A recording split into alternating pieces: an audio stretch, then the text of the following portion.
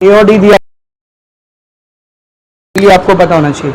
Epsilon naught 8.85 into 10 to the power minus 12, 8.85 into 10 to the power minus 12। Epsilon naught की value आपको याद रखनी पड़ेगी। लेकिन कुछ भी करने से पहले ना इसका यूनिट देखो, दोनों का ही यूनिट ऐसा यूनिट नहीं है, तो दोनों को पहले ऐसा यूनिट में बदलेंगे। कितना आएगा देख, 2 मिली हटेगा तो 10 टू द पावर माइनस 3। ये तो आसान है। सेंटीमीटर स्क्वायर पे ध्यान देना, इधर स्क्वायर है स्क्वायर, ये 4 ऐसी रहेगा, ये स्क्वायर भी ऐसी रहेगा, मीटर भी ऐसी रहेगा। सेंटी हटेगा तो 10⁻²। जब हम लोग ऐसा लिखते हैं ना सेंटीमीटर स्क्वायर, तो ये असल में पूरा लिखेंगे तो ऐसा रहेगा सेंटीमीटर स्क्वायर। तो ये स्क्वायर सिर्फ मीटर पे नहीं है, पूरे सेंटीमीटर पे, ये स्क्वायर पूरे पे, समझा रहे? तो स्क्वायर को ऐसी रखेंगे, मीटर को भी ऐसी रखेंगे, सेंटी की जगह पर क्या बेटा -2। तो ये क्या बनेगा देख, 4 इंटू 10⁻², -2 इंटू 2 -4 मीटर स्क्वायर। आप वैल्यूज पुट कर देंगे, आंसर आ जाएगा। सी नॉट ए कितना है, 4 into 10⁻⁻4। Epsilon naught 8.85 into 10 to the power -12। ये वैल्यू आपको याद रखनी है, ठीक है। डी कितना है, 2 इंटू 10⁻3। 2 से 4 कट गया 2, ठीक है ना। 8.85 को 2 से मल्टीप्लाई करते हैं, 2 5 10 का 0 कैरी गया 1, 2 8 16 और एक 17 का 7 कैरी गया 1, 2 8 16 और एक 17, 2 नंबर के बाद पॉइंट, 17.7 इंटू, ठीक है ना। ये कितना होगा, -12 -4 -16, -3 ऊपर गया +3, -16 +3 कितना होगा बोलो, -13 फराड। आप आंसर यही रखना चाहते हो, यहाँ पे रख सकते हो। पीको फराड में कन्वर्ट करना तो आप कर सकते, कैसे करोगे? ये -13 में से -1 अलग, -12 अलग, तो -12 का मतलब क्या होता है, पीको। और जो -1 बचेगा उसके से पॉइंट एक नंबर और पीछे जाएगा, तो ये क्या बन जाएगा बोल, 1.77 पीको फराड। तो ये करना है तो आप ये भी कर सकते हो, नहीं भी करना है तो चलिए, समझा। पहला वाला जो पार्ट था वो हो गया। अभी सेकंड की तरफ आते हैं। तो सेकंड में उसने एक बहुत ही इंपॉर्टेंट बात आपको लिख के बोला है, since dielectric फिल्स the gap completely. Dielectric ने दोनों प्लेट के बीच का गैप पूरा भर दिया, कंप्लीट भर दिया। तो इस केस में मैंने आपको जो स्पेशल केस नंबर 1 था, इस केस में मैंने आपको बताया था सी का वैल्यू होता है k into A epsilon not by D, और else you can also write down k into A epsilon not by D मतलब सी नॉट। तो फिर से पूरा मल्टीप्लाई करते हैं, मतलब k कितना दिया अपने को 6.7, सी नॉट कितना आया था 1.77 इंटू 10 टू द पावर -12, या फिर 17.7 इंटू 10 टू द पावर -13, दोनों चले, ठीक है। अब इसको मल्टीप्लाई कर देंगे, आंसर आ जाएगा। कितना सिंपल क्वेश्चन है, ठीक है ना। 3 मार्क्स तक के लिए भी आ सकता है आपको, 2 मार्क्स या 3 मार्क्स, ठीक है। 6.7 into 1.77, 11.859, 11.859 into 10 to the power -12 farad, और इस 11.859 पीको फराड। समझ में बेटा अच्छे से। ये हो गया आपका प्रॉब्लम नंबर 8.17। अब इधर ये फॉर्मूला क्यों यूज किया, क्योंकि उसने बोला था कि कंप्लीट गैप को फिल कर दिया डाइलेक्ट्रिक में। अब इसके बाद वाला जो क्वेश्चन है उसमें कंप्लीट गैप वाला क्वेश्चन है, उसमें थिकनेस दिया आपने को अलग, तो उसमें ये फॉर्मूला लगेगा क्या, नहीं, उसका अलग फॉर्मूला है जो डिराइव किए थे, ठीक है ना। देखो क्या दिया है 8.18, क्या बोला बेटा, देखो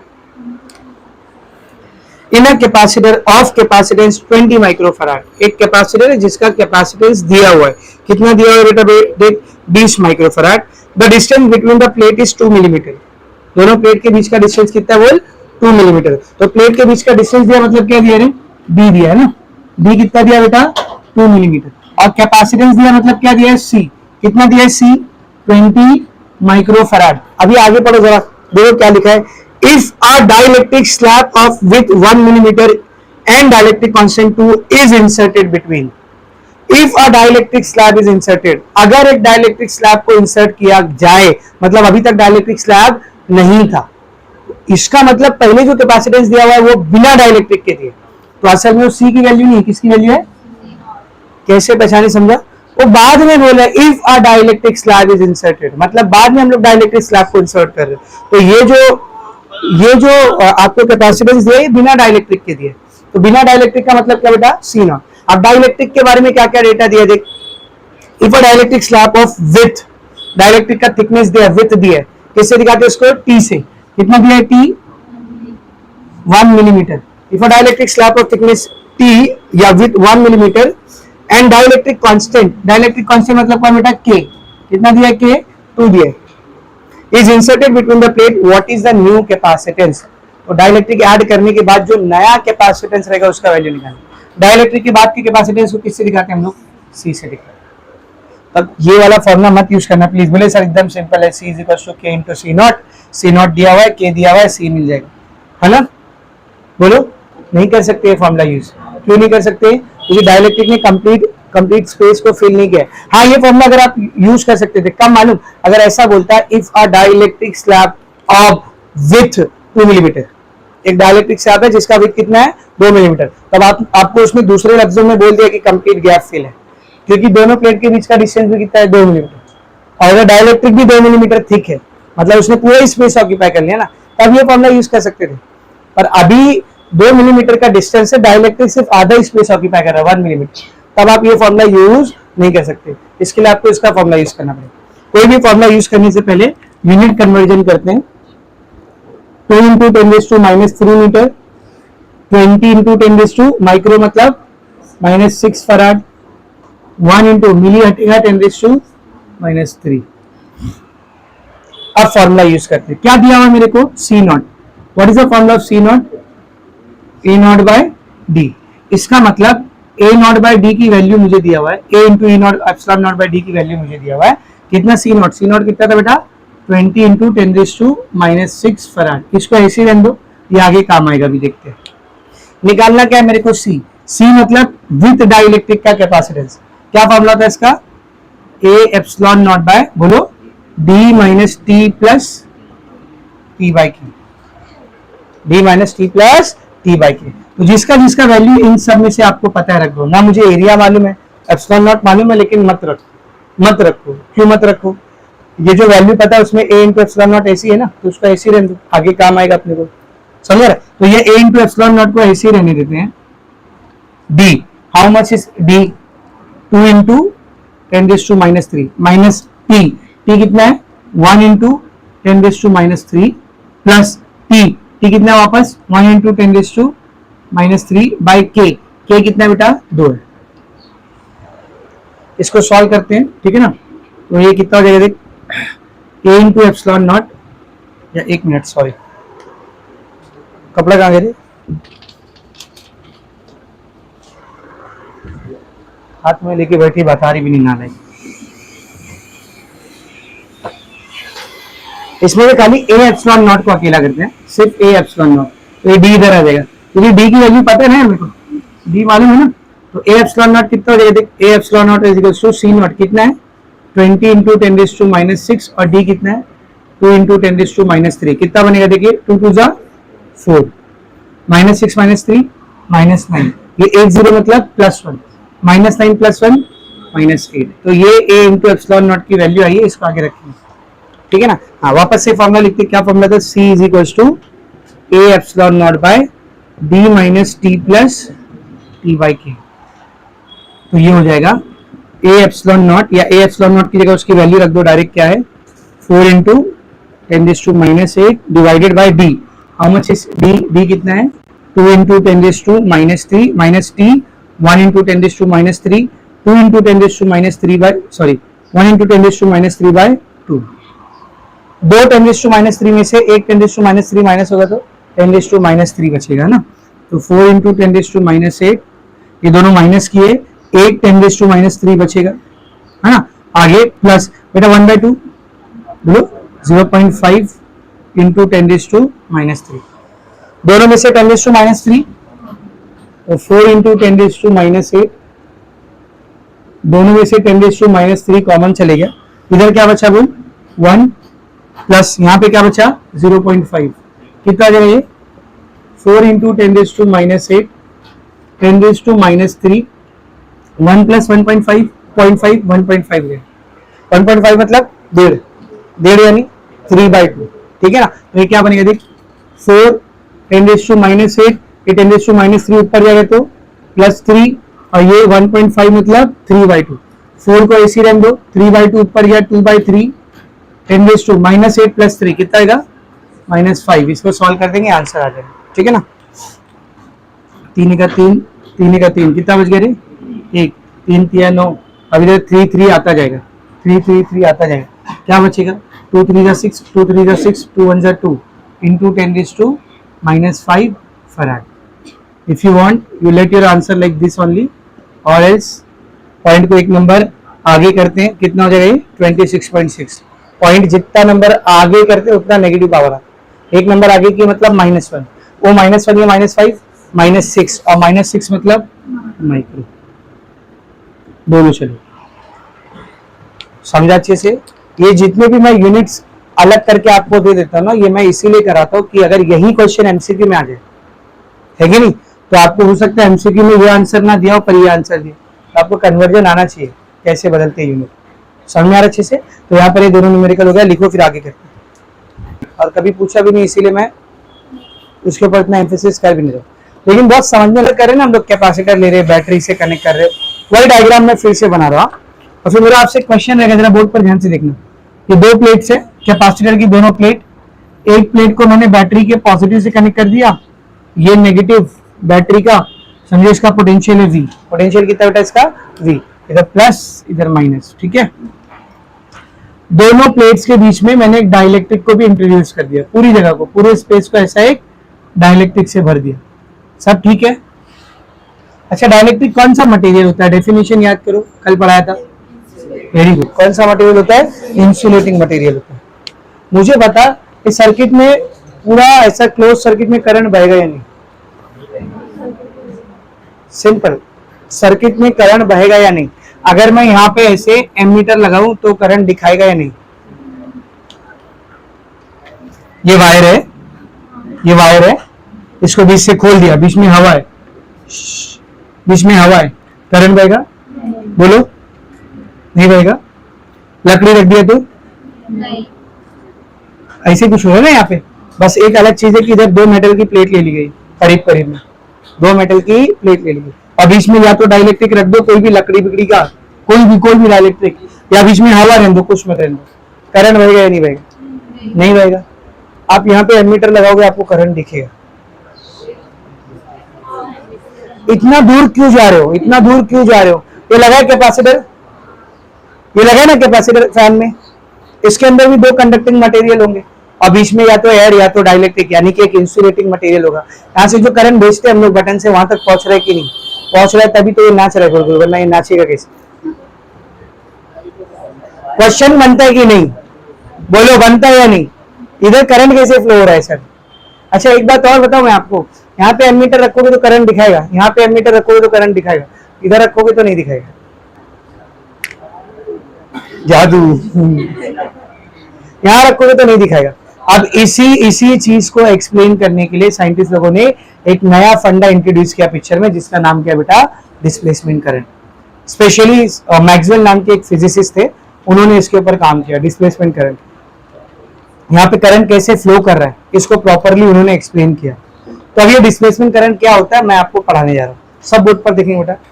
मेरा अपना सबसे पहला सवाल तो यही है जो अपने को हजम नहीं हो रहा है, कि भाई यहाँ पे करंट आ कैसे रहा है, इस वाली ब्रांच में या इस वाली ब्रांच में करंट आ कैसे रहा है. तो ऐसा मानो इनिशियली ये जो अपनी प्लेट है, दोनों के ऊपर बिल्कुल भी चार्ज नहीं, दोनों अनचार्ज प्लेट है. कैसी प्लेट है, अनचार्ज प्लेट है, बिल्कुल भी चार्ज नहीं. तो चार्ज नहीं तो पोटेंशियल कितना रहेगा, इधर 0 वोल्ट, और यहाँ पे भी ये बैटरी के पॉजिटिव से कनेक्टेड है और ये नेगेटिव से कनेक्टेड है. बैटरी के पॉजिटिव और नेगेटिव में पोटेंशियल होता है या नहीं, होता है. बैटरी के पॉजिटिव और नेगेटिव पोटेंशियल होता है या नहीं, बिल्कुल होता है. तो देख यहाँ पर पोटेंशियल है, कितना भी है, समझ +5 +8 कितना भी है, और यहाँ पे भी पोटेंशियल है, नेगेटिव है पर है, -3 -2 ऐसा जो मानना है मान. ठीक है. तो अब ये पॉजिटिव पॉइंट हाई पोटेंशियल पे और ये 0 पोटेंशियल पे, और दोनों एक दूसरे से कंडक्टर के थ्रू कनेक्टेड है. तो चार्ज ट्रांसफर होगा या नहीं, बिल्कुल होगा. कहां से कहां, low potential to high potential या high potential to low potential, high to low. तो पोटेंशियल्स के बीच में डिफरेंस होने की वजह से बैटरी के पॉजिटिव टर्मिनल और कैपेसिटर की पॉजिटिव प्लेट के बीच में चार्ज का ट्रांसफर होता है, पॉजिटिव चार्ज का, जिसकी वजह से इस कैपेसिटर पे धीरे धीरे क्या आने लगता है, बोल, पॉजिटिव चार्ज आने लगता है. सिमिलरली बैटरी के नेगेटिव टर्मिनल और कैपेसिटर की नेगेटिव प्लेट के बीच में किसका ट्रांसफर होता है, नेगेटिव चार्ज का. किसका ट्रांसफर होता है, जिसकी वजह से कैपेसिटर के इस प्लेट पे धीरे धीरे कौन सा चार्ज आने लगता है, नेगेटिव. यही प्रोसेस तो कहलाता है चार्जिंग ऑफ अ कैपेसिटर. इसी को हम लोग क्या कहते हैं, चार्जिंग ओवर कैपेसिटर। कैपेसिटर की दोनों प्लेट पे क्या आ रहे बेटा, चार्ज आ रहे। तो यहां से यहां तक चार्ज फ्लो करके जा रहा है, यहां से यहां तक चार्ज फ्लो करके जा रहा है। Try to remember the definition of current. What do you mean by current? Rate of flow of charge with respect to time, और else you can say flow of charges. Charge flow कर रहा है, this branch will experience a current, normal current known as conduction current. जो normal current हम लोग बोलते हैं उसको आप कंडक्शन करंट भी बोल सकते हो, जो बाकायदा चार्ज के कंडक्ट या फ्लो होने की वजह से आता है। तो यहां से यहां तक आपको करंट फील होगा, यहां से यहां तक भी आपको करंट फील होगा, चार्जेस के ट्रांसफर की वजह से। इसीलिए जब इधर उधर एमीटर रखोगे तो आपको एमीटर रीडिंग दिखाएगा, क्योंकि करंट लिटरली जा रहा है, यहां से यहां जा रहा है, यहां से यहां जा रहा है। कब तक होते रहेगा प्रोसेस, कब तक होते रहेगा प्रोसेस? इधर इतना पोटेंशियल, इतना पॉजिटिव चार्ज आ गया और यहाँ पे भी इतना नेगेटिव चार्ज आ गया कि इस पॉइंट और इस पॉइंट का पोटेंशियल, इस पॉइंट और इस पॉइंट का पोटेंशियल क्या हो गया, इक्वल। तो चार्जेस का ट्रांसफर क्या आ जाएगा, रुक जाएगा। यानी कि जब बैटरी से कैपेसिटर को हम लोग चार्ज करते हैं तो बैटरी अनलिमिटेड कैपेसिटर को चार्ज करते जाती है क्या? नहीं, कैपेसिटर को उसकी मैक्सिमम लिमिट तक चार्ज करती है, जो कि उस कैपेसिटर की कैपेसिटी रहेगी, जिसको नापा जाता है किससे, सी से, कैपेसिटर से। क्या फॉर्मूला था सी का, याद कर, क्यू बाई वी। तो यहां से अपने को मिलेगा Q is equal to C V, उसके कैपेसिटेंस को पोटेंशियल डिफरेंस से मल्टीप्लाई कर दो, अपने को पता चल जाएगा यहाँ पे मैक्सिमम कितना चार्ज आने वाला है। तो जैसे ही एक बार दोनों प्लेट पे मैक्सिमम चार्ज आ गया, इतना कि इस पॉइंट और इस पॉइंट का, इस पॉइंट और इस पॉइंट का पोटेंशियल सेम हो गया, करंट फ्लो करना क्या जाएगा, बंद हो जाएगा। यानी अगर आप यहाँ पे एमीटर को लगा के छोड़ दो तो थोड़े टाइम के बाद आपको एमीटर की रीडिंग कितनी दिखने लगेगी, 0। It means your capacitor has been fully charged. उसके बाद करंट तभी आएगा जब कैपेसिटर डिस्चार्ज स्टार्ट करेगा। डिस्चार्ज मतलब अपने चार्जेस को वापस देने लगे, डिस्चार्ज होने लगे।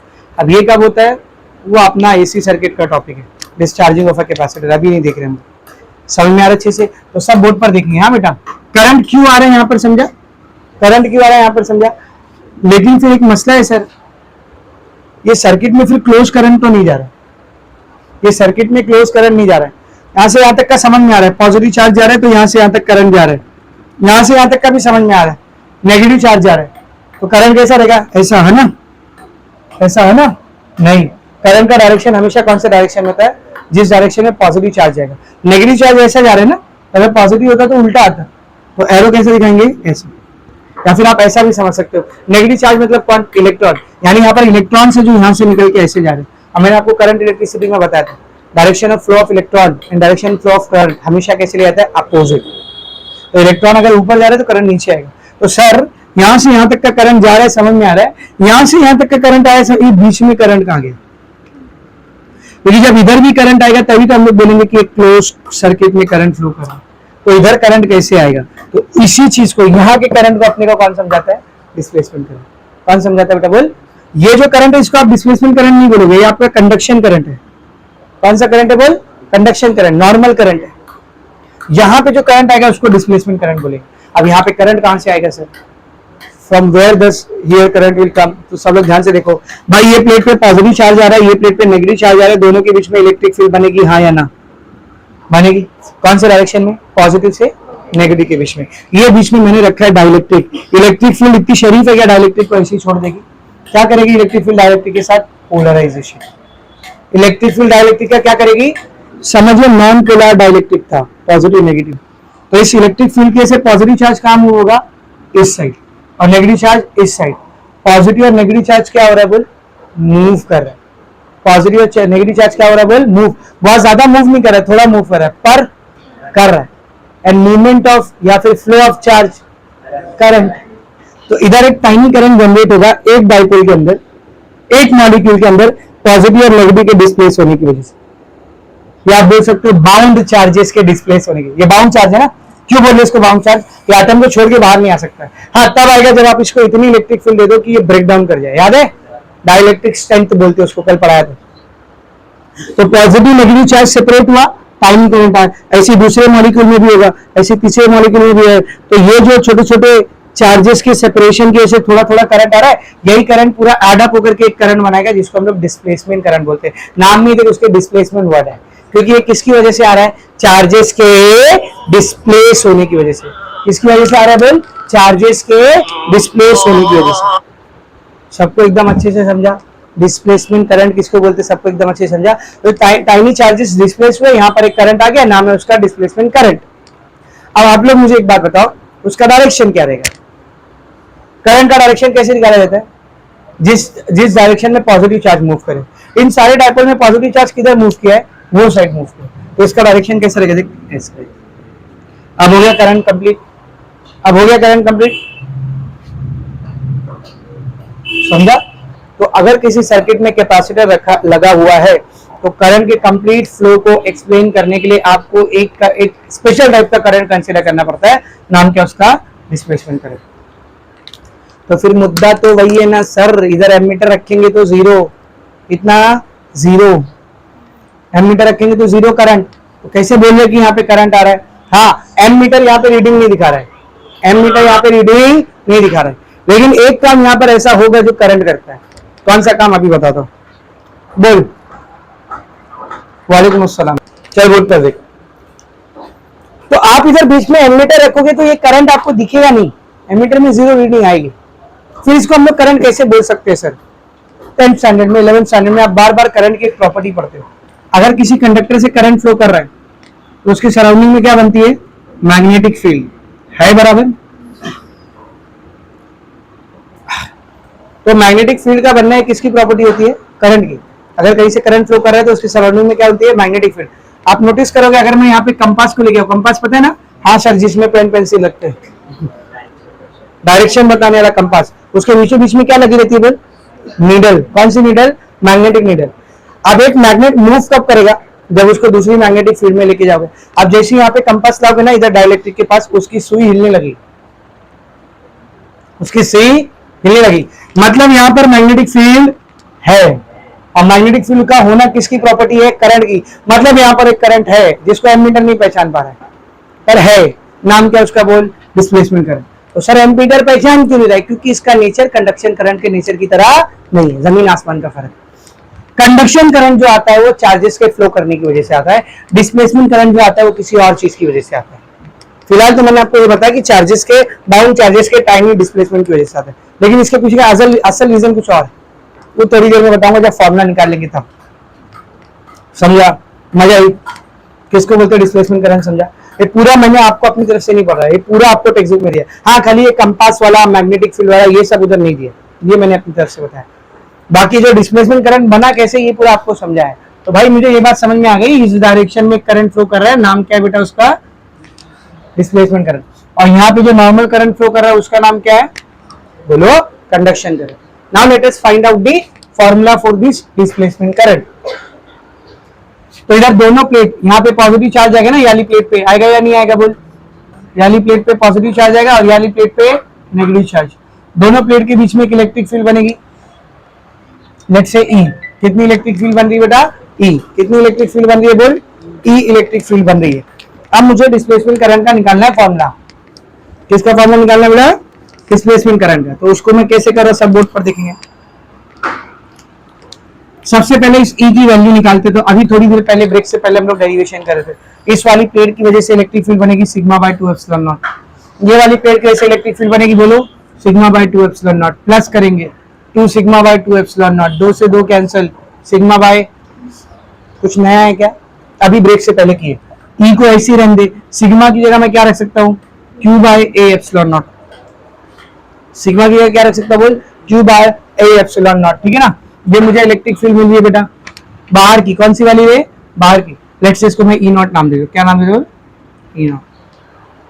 Q by A epsilon naught, ये मुझे E नॉट मिला। डाइलेक्ट्रिक के अंदर की इलेक्ट्रिक फील्ड क्या रहेगी बोल? Electric field inside dielectric. Dielectric के अंदर जो इलेक्ट्रिक फील्ड होती है उसकी वैल्यू होती है E नॉट बाय K। अल्लाह सर, ये कहां से आ गया? यूज के ब्रेक से पहले डाइलेक्ट्रिक कांस्टेंट क्या होता है? डाइलेक्ट्रिक के बाहर की electric field divide by dielectric के अंदर की इलेक्ट्रिक फील्ड। इसको इधर ले ले, इसको इधर ले ले, नहीं कर सकते कि नहीं?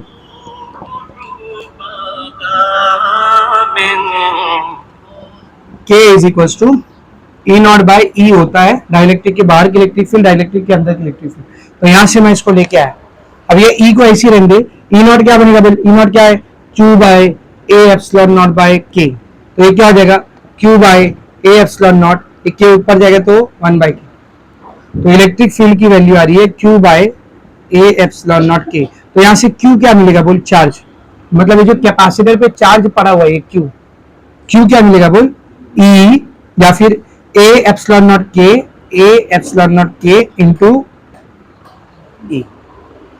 अब मुझे बताना क्या ये चार्ज कांस्टेंट है, क्या ये चार्ज कांस्टेंट है बोल, नहीं कांस्टेंट तो बिल्कुल नहीं, कांस्टेंट है क्या चार्ज, नहीं, धीरे धीरे बढ़ रहा है ना भाई, धीरे धीरे यहाँ से पॉजिटिव चार्ज, जब मैक्सिमम हो जाएगा तब चार्ज आना क्या हो जाएगा, रुक जाएगा।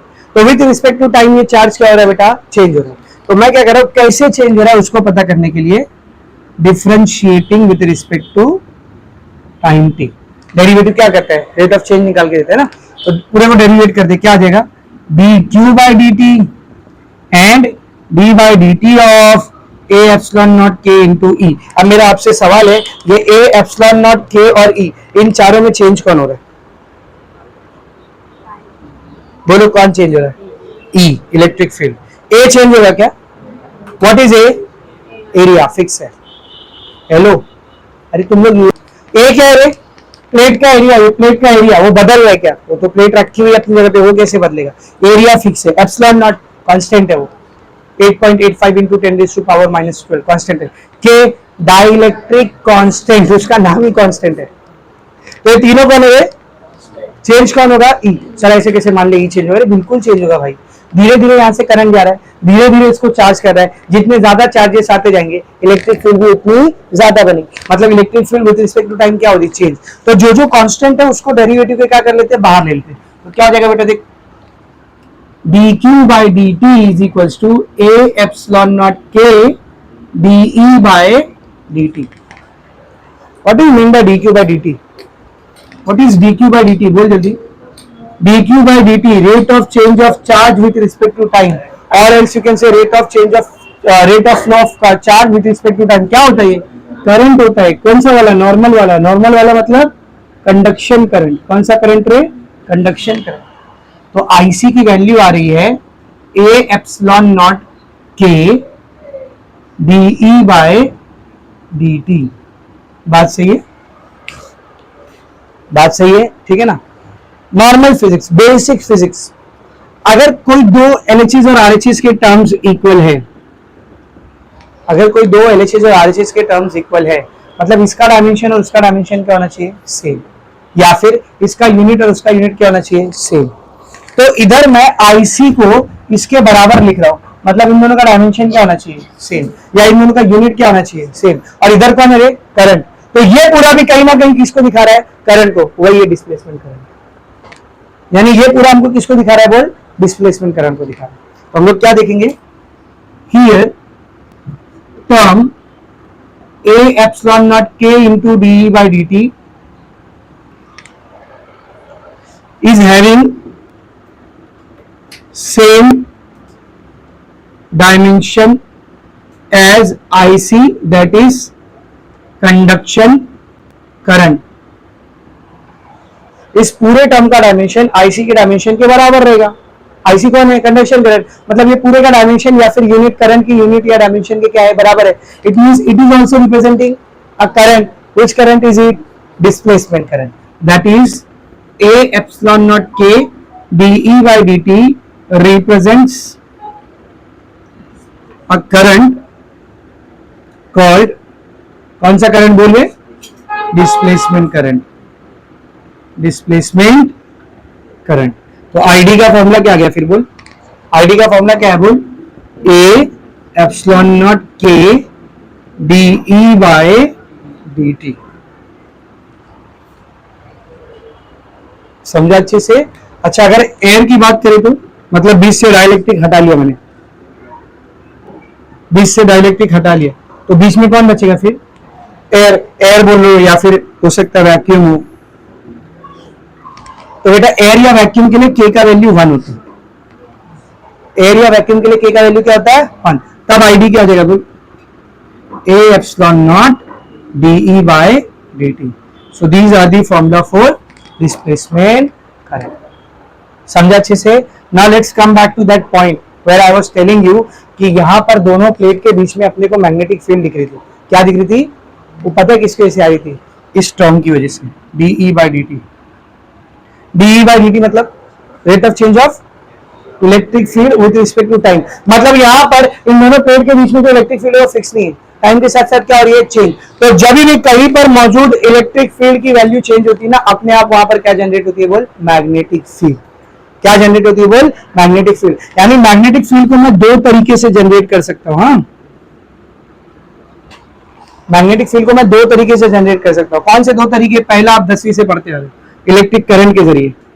किसके जरिए बेटा बोल, कहीं से इलेक्ट्रिक करंट या कंडक्शन करंट पास कर दो, उसके सराउंडिंग में क्या जनरेट हो जाएगी, मैग्नेटिक फील्ड। दूसरा मत लाओ करंट को, मत लाओ करंट को, चेंजिंग इलेक्ट्रिक फील्ड। किसी स्पेस से एसोसिएटेड इलेक्ट्रिक फील्ड को कंटिन्यूअसली चेंज करते जाओ, उधर सराउंडिंग में क्या बनती जाएगी बोल, मैग्नेटिक फील्ड बनती जाएगी। तो जो मैग्नेटिक फील्ड बन रही थी ना यहाँ पर बीच में, वो किसकी वजह से बन रही थी, चेंजिंग इलेक्ट्रिक फील्ड। तो हम लोग ऐसा बोलते हैं कि अगर कहीं पर भी इलेक्ट्रिक फील्ड चेंज हो रही है तो वहां पर एक करंट आएगा जो बस फॉर्मेलिटी के लिए करंट है, उसका नेचर रियल करंट की तरह नहीं है। और क्या नाम देते हैं हम लोग उस करंट को बोल, डिस्प्लेसमेंट करंट। क्या नाम देते बोल, डिस्प्लेसमेंट करंट। तो सिर्फ कैपेसिटर नहीं, सिर्फ कैपेसिटर नहीं, कहीं भी अगर इलेक्ट्रिक फील्ड चेंज हो रही है वहां कौन सा करंट आता है बोलो, डिस्प्लेसमेंट करंट। कहीं भी अगर इलेक्ट्रिक फील्ड चेंज हो रही है तो वहां पर कौन सा करंट आता है, डिस्प्लेसमेंट करंट। ये पूरी मगजमारी, ये पूरी खिचड़ी अपने को मैक्सवेल ने पका करके दिया। ये पूरा मैक्सवेल का कंसेप्ट है, समझ आ रहा है? ये आपको एनसीईआरटी की फिजिक्स में और अच्छे से मिलेगा, डिस्प्लेसमेंट करंट का टॉपिक। आपके टेक्स्ट में थोड़ा कम दिया है, लेकिन जितना जरूरी है ना उतना मैंने पढ़ा दिया। अगर आप एनसीईआरटी भी उठाओगे तो अब आपको डिस्प्लेसमेंट करंट समझ में आ जाए किसको बोलते हैं। Is it a property of capacitor only or what? No. Wherever there is change in electric field, there will be a displacement current, and the value will be, जिस रीजन में आपको current निकाल रहे उसका area, epsilon naught, permittivity of free space, D by D T, rate of change of electric field with respect to time. समझा अच्छे से? यहाँ पर आपका डिस्प्लेसमेंट करंट का टॉपिक खत्म हो गया। इसके ऊपर कोई न्यूमेरिकल वगैरह कुछ भी नहीं है, बस एक छोटी सी थ्योरी थी, वो मैंने आपको पढ़ा दी। और ये डेरिवेशन भी आपको ऐसा दिया नहीं, डेरिवेशन में आपको सीधा ये वाले पॉइंट से स्टार्ट किया उसने, डायरेक्ट आपको वहां पे देखो ये लिखा हुआ मिलेगा, Q is equal to A epsilon not K into E, और इसके बाद डायरेक्ट उसने आपको डिस्प्लेसमेंट करंट निकाल के दिया। समझा अच्छे से? Now next derivation is energy stored in a capacitor. Next derivation क्या बेटा, energy stored in a capacitor. ये लिखो फिर वो डेरिवेशन कराते हैं। और ये आपके चैप्टर की लास्ट डेरिवेशन है, energy stored in a capacitor. Sir आपने कैपेसिटर की शुरुआत ही इस लाइन से किए थे कि कैपेसिटर एक ऐसा डिवाइस है जिसको हम लोग यूज करते हैं किस चीज के लिए, to store energy. What is the use of capacitor? It is used to store electrical energy. लेकिन पूरा चैप्टर खत्म होने वाला है, अभी तक आपने कहीं पे भी बताया नहीं कि एनर्जी आ रही कहां से, या एनर्जी का इंट्रोडक्शन यहाँ पे हुआ ही नहीं। खाली इतना बोल रहे हो कि दोनों प्लेट पे चार्ज आ रही एनर्जी। तो अब वो पॉइंट के ऊपर आते हैं, कैसे आपको समझ में आया कि कैपेसिटर के अंदर लिटरली एनर्जी स्टोर हो रही है, उस चीज को समझते हैं। पहले वो समझाता हूं मैं आपको कि कैपेसिटर में एनर्जी कहां से आ रही है, ठीक है ना, और फिर उसके बाद उस एनर्जी को निकालते कैसे, उसका फॉर्मूला डिराइव करना है अपने को, ठीक है। और ये डेरिवेशन भी इंपॉर्टेंट है, 2-3 बार बोर्ड एग्जाम में आ चुकी है, सब लोग बोर्ड पर देखेंगे, बहुत ही इजी डेरिवेशन है, सब बोर्ड पर देखेंगे। Positive plate, negative plate, battery का पॉजिटिव टर्मिनल, बैटरी का नेगेटिव टर्मिनल। अभी थोड़ी देर पहले हमने देखा कि अगर ये पॉजिटिव टर्मिनल है, नेगेटिव टर्मिनल है, तो यहाँ से इस वाली प्लेट पे कौन सा चार्ज जमा होना शुरू होगा, पॉजिटिव, और यहाँ से इस वाली प्लेट पे कौन सा चार्ज जमा होना होगा, नेगेटिव। थोड़ा सा कॉमन सेंस अगर आप अपना यूज करो ना तो आपको समझ में आ जाएगी कैपेसिटर में एनर्जी कहाँ से आ रही है। इसमें थोड़ा बहुत पॉजिटिव चार्ज आ गया, क्या अब पॉजिटिव चार्ज आना रुक जाएगा? आएगा ना, आएगा या नहीं आएगा? बिल्कुल आएगा। कब तक आते रहेगा? जब तक कि अपनी मैक्सिमम कैपेसिटी तक चार्ज ना होगा। मेरा क्वेश्चन आपसे ये पॉजिटिव टर्मिनल है, यहां से पॉजिटिव चार्ज निकला, अब इसको यहां पर आने का है। इस प्लेट पे पहले से थोड़े बहुत क्या मौजूद है, आपको क्या लगता है ये इसको आने देंगे? अरे वेलकम, आ जाओ। ये पॉजिटिव इस पॉजिटिव को क्या करेंगे, बोल, रिपेल करेंगे, दूर फेंकेंगे। लेकिन अभी हमने देखा फिर भी ये पॉजिटिव चार्ज जाके यहाँ पे डिपॉजिट होगा, अपने आप होगा। क्या लगेगा? Work done. इस रिपल्शन के अगेंस्ट अपने को क्या करना पड़ेगा? Work done. कौन करता था वो वर्क डन, बताओ? कौन कर रहा होगा यहाँ पर वो वर्क डन, इस पॉजिटिव चार्ज को यहाँ तक पहुंचाने का? ये देखने के लिए लगा रहे नालायक लोग। Battery, battery mean source of energy, तो बैटरी की एनर्जी यहाँ पर यूटिलाइज हो रही है इस चार्ज को वहां पहुंचाने के लिए। तो वर्क डन कौन कर रहा है बेटा? बैटरी। अच्छा, कहीं पर भी अगर हम लोग वर्क डन करते हैं तो वो वर्क डन सामने वाली चीज में क्या बन के स्टोर होता है? एनर्जी बन के। तो इस चार्ज को यहाँ पे लाने के लिए जो वर्क डन किया गया है वही वर्क डन यहाँ पर क्या बन के स्टोर होगा? बोल, एनर्जी। सेम इधर भी आप समझ सकते हो, यहाँ से नेगेटिव चार्ज निकल रहे हैं वो यहाँ पर आ रहा है, अब नेगेटिव चार्ज को इधर आना है, यहाँ पहले से थोड़े बहुत नेगेटिव चार्जेस मौजूद है, क्या फील करेगा? रिपल्शन। वर्क डन किया जाएगा और इस नेगेटिव चार्ज को यहाँ पर पहुंचाया जाएगा, और जितना वर्क डन लगा इस प्रोसेस में वही यहाँ पर क्या बन के स्टोर होगा? एनर्जी। तो आप समझा कैपेसिटर में एनर्जी कहाँ से आ रही? बैटरी से एनर्जी यूज करके उसके अंदर पोटेंशियल एनर्जी के फॉर्म में स्टोर कर रहे हैं by doing work done. By doing what? Work done. In short मैं आपको ऐसे समझा सकता हूँ कि समझो इसके ऊपर पहले जीरो चार्ज था और जब आपने इसको मैक्सिमम चार्ज कर दिया तो कैपिटल क्यू चार्ज आ गया। कितना चार्ज आ गया? Capital Q. तो इन दोनों प्लेट पे जीरो चार्ज से लेकर के कैपिटल क्यू तक का चार्ज पहुंचाने में क्या लगा होगा बेटा? Work done. और वही वर्क डन इसमें क्या बन के स्टोर होगा? एनर्जी। तो किसी भी कैपेसिटर को जीरो चार्ज से उसकी मैक्सिमम कैपेसिटी तक कैपिटल क्यू चार्ज तक चार्ज करने के लिए जितना वर्क डन लगता है वही वर्क डन उसके अंदर क्या बन के स्टोर होता है? Potential energy. और इसी वर्क डन और इसी एनर्जी का अपने को क्या निकालने का? फॉर्मूला। ये फंडा समझा एकदम अच्छे से? ये फंडा समझ गया तो डेरिवेशन बहुत आसान है। क्या हो रहा है? एनर्जी कहां से आ रही एकदम अच्छे से समझा ना? Let us derive the formula. अभी फॉर्मूला डिराइव करते हैं, सब बोर्ड पर देखेंगे बेटा। तो समझो मेरे पास एक कैपेसिटर है, आई हैव अ कैपेसिटर, इसको मैंने बैटरी से कनेक्ट कर रखा है, ये पॉजिटिव टर्मिनल, ये नेगेटिव टर्मिनल, यहाँ से वोल्टेज सप्लाई हो रहा है V। वोल्टेज कितना सप्लाई हो रहा है बेटा? V। कैपेसिटर का कैपेसिटेंस है C। कैपेसिटर का कैपेसिटेंस कितना है? बोल, C। इधर वोल्टेज V है तो इन दोनों टर्मिनल के बीच का वोल्टेज भी कितना रहेगा? V है। ठीक है, तो यहाँ पर लिखते हैं consider a parallel plate capacitor of capacitance C। Capacitance कितना बेटा? C and potential difference between the plates is V। दोनों प्लेट के बीच का पोटेंशियल डिफरेंस कितना बेटा? V। यहां तक सबको अच्छे से समझ में आया? अब ऐसा मान लेते हैं थोड़ा टाइम हुआ, मैंने इसको कनेक्ट किया, थोड़ा बहुत चार्ज उधर जाके डिपॉजिट हुआ, अभी कैपिटल क्यू चार्ज नहीं डिपॉजिट हुआ, थोड़ा बहुत चार्ज डिपॉजिट हुआ, तो let's say small Q dash इतना चार्ज डिपॉजिट हुआ। ठीक है ना? तो सब लोग ध्यान से देखेंगे, let small Q charge is present on the capacitor. ये डिफ्यूज कर किसका बना है? कितना चार्ज लगा हमने? Small Q dash. अभी पूरा चार्ज हो गया क्या? बीच में समझ, इसका पूरा चार्ज होने के लिए 15 मिनट लग रहा था, तो बीच में कहीं 5 या 6 मिनट पे मैंने देखा कैपेसिटर की प्लेट के ऊपर कितना चार्ज डिपॉजिट हुआ है? Q dash charge. कितना चार्ज डिपॉजिट हुआ? तो बताओ इस टाइम पर कैपेसिटेंस कैसे निकालोगे? What is the formula of capacitance? Q dash by V. Potential तो V लेंगे, बैटरी से V पोटेंशियल जा रहा है ना वहां पर, तो C equals to Q dash by V। तो यहां से मेरे को बताना V की वैल्यू क्या रहेगी? Q dash by C। तो V कितना मिल गया बेटा मेरे को? Q dash by C। अब जरा ध्यान से सुन, क्यू डैश चार्ज इधर आ चुका है, कितना चार्ज आ चुका है इधर? थोड़ा बहुत क्यू डैश चार्ज आ चुका है। अब मेरे को थोड़ा चार्ज और लेके आने का, समझ, DQ चार्ज। कितना चार्ज? DQ। अपने आप आएगा क्या? क्या करना पड़ेगा? Work done. तो सब लोग ध्यान से देख, consider work dW is done to transfer further charge dQ। थोड़ा सा चार्ज और मेरे को ट्रांसफर करना है, कितना बेटा? dQ। तो इसके लिए कितना वर्क डन लगेगा? dW। देयरफॉर अब ये dW की वैल्यू क्या रहेगी? ये dW रहेगा V इंटू DQ। ये dW रहेगा V इंटू DQ। सर ये कहां से आ गया बेटा? पोटेंशियल डिफरेंस का definition. What do mean by potential difference? Work done upon आने वाला चार्ज।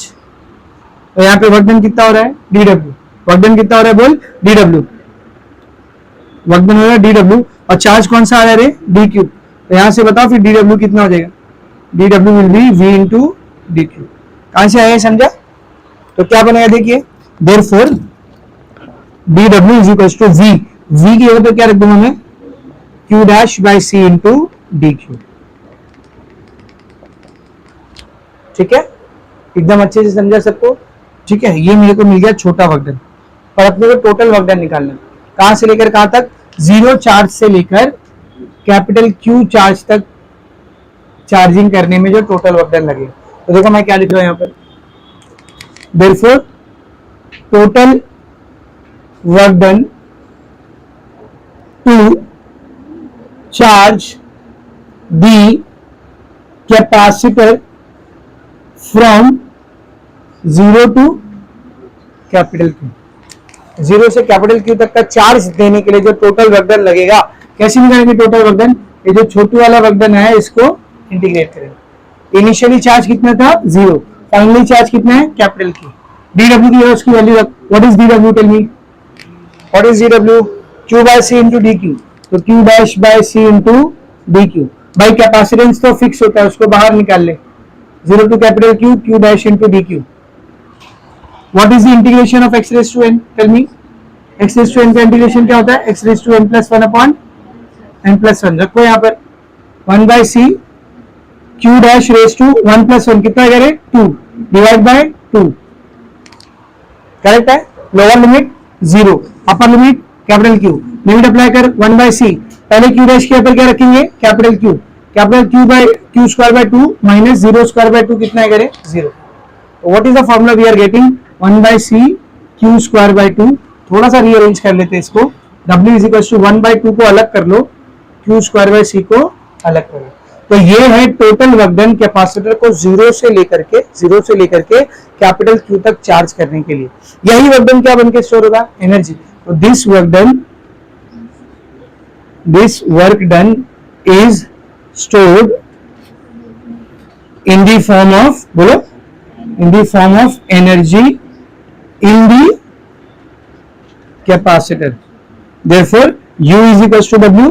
तो u का भी फॉर्मूला क्या होगा बेटा, 1 by 2 q square by c। this is the formula for energy stored in the capacitor। अब इसको दो और तरीकों से लिख सकते हैं, कैसे, सब बोर्ड पर देखिए बेटा। देखो c का फॉर्मूला मेरे पास क्या, q by v, रख दो c की जगह पर q by v, u is equal to 1 by 2 q square by c की जगह क्या करे, q by v, तो q by v को ऊपर लेके जाओ, q square v by q, square से q कैंसिल, कितना आ गया, हाफ q v। तो एक फॉर्मूला ये है, हाफ q v। एक फॉर्मूला और ध्यान से देखना बेटा, c का फॉर्मूला होता है q by v, सही है। तो बताना q की वैल्यू क्या रहेगी, बोल, q की वैल्यू क्या रहेगी, v इधर आएगा ना, c इंटू वी, तो मैं q की जगह पर क्या रख सकता हूँ, c इंटू वी। क्या बनेगा, u is equal to half, q की जगह पर क्या आएगा, बोल, c into V the whole square by c, half c square v square by c। ये c से ये स्क्वायर कैंसिल, कितनी आ गई energy, u is equal to half cv square.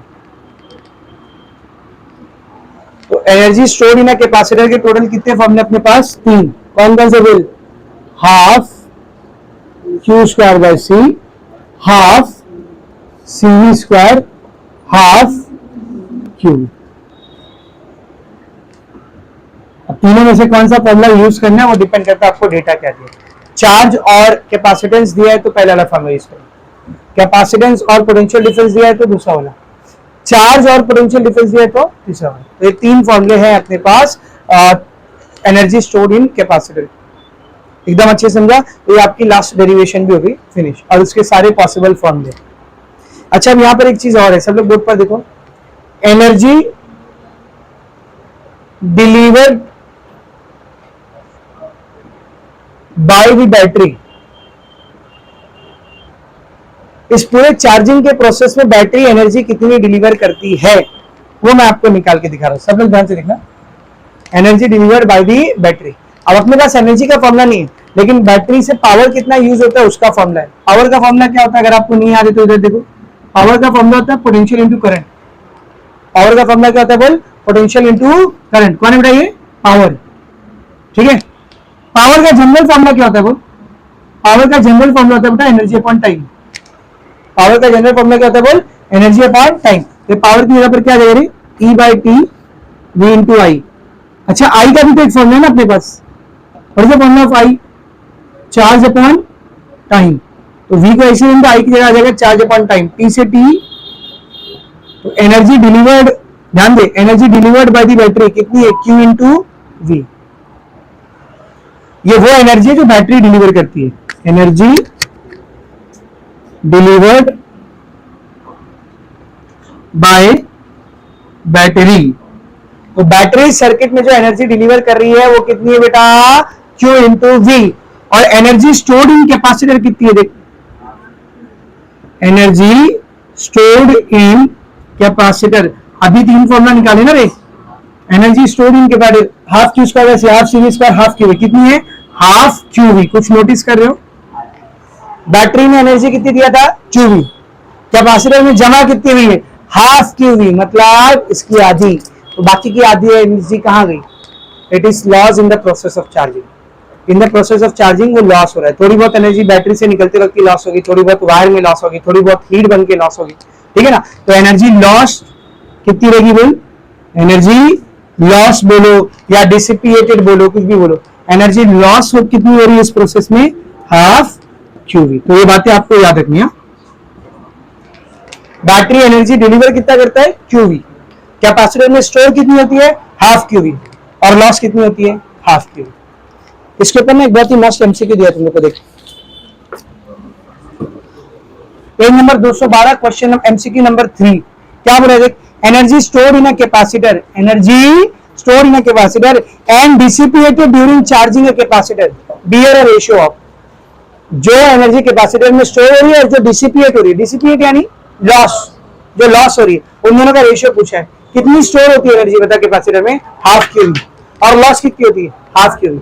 Half qv का रेशियो निकालोगे कितना आएगा, 1:1। So answer is 1:1। आंसर क्या उसका, कितना सिंपल है, देख आंसर क्या है, 1:1। कैसे निकाले 1:1 समझाना चाहिए, तो उधर ही क्वेश्चन में ऐड कर लो। एनर्जी स्टोर्ड की वैल्यू क्या है, एनर्जी स्टोर्ड को अंडरलाइन करो, उसकी वैल्यू क्या है, हाफ क्यूवी, तो अंडरलाइन करके वैल्यू लिख लो हाफ क्यूवी। और एनर्जी डिसिपिएटेड या फिर एनर्जी लॉस, उसको अंडरलाइन करके लिख लो हाफ क्यूवी। तो दोनों का वैल्यू हाफ क्यूवी है, तो रेशियो कितना आएगा, 1:1। अच्छा इसी क्वेश्चन को समझो, तुम्हारे टीचर ने ऐसे लिख दिया, energy stored in the capacitor and energy delivered by the battery while charging the capacitor bears a ratio of।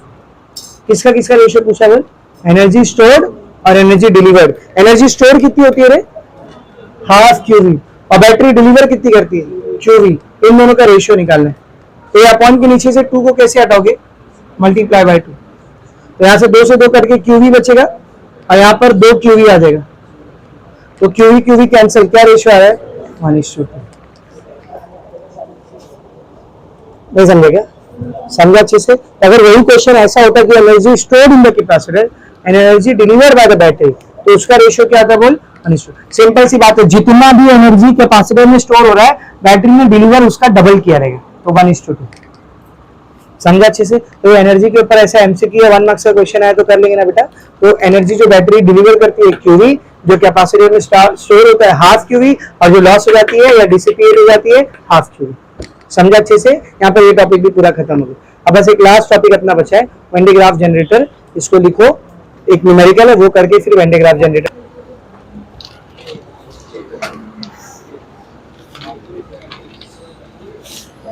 (8.19)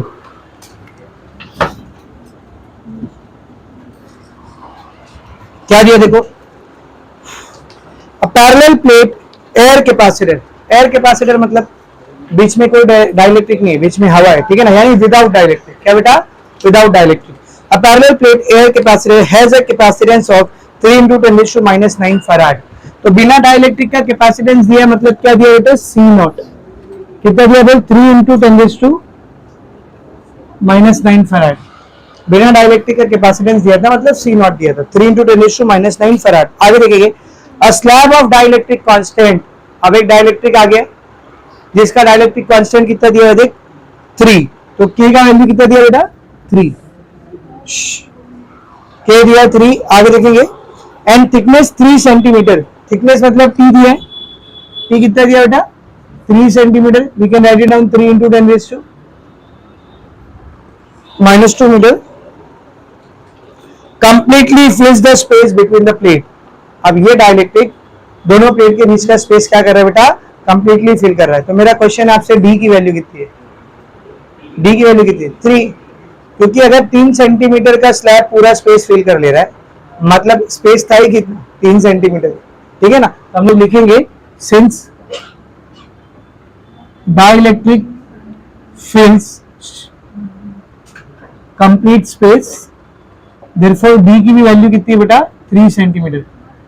ऐसे लगेगा या नहीं लगेगा वो आगे देखते हैं, पहले मैंने निकाल दिया बस, टी जितना है उतने डी भी रहने वाला है। आगे देखो, the potential difference between the plates is maintain constant eight 400 volt. दोनों के बीच का पोटेंशियल डिफरेंस आपको दिया मतलब वी दिया, कितना दिया बोल वी 400 वोल्ट।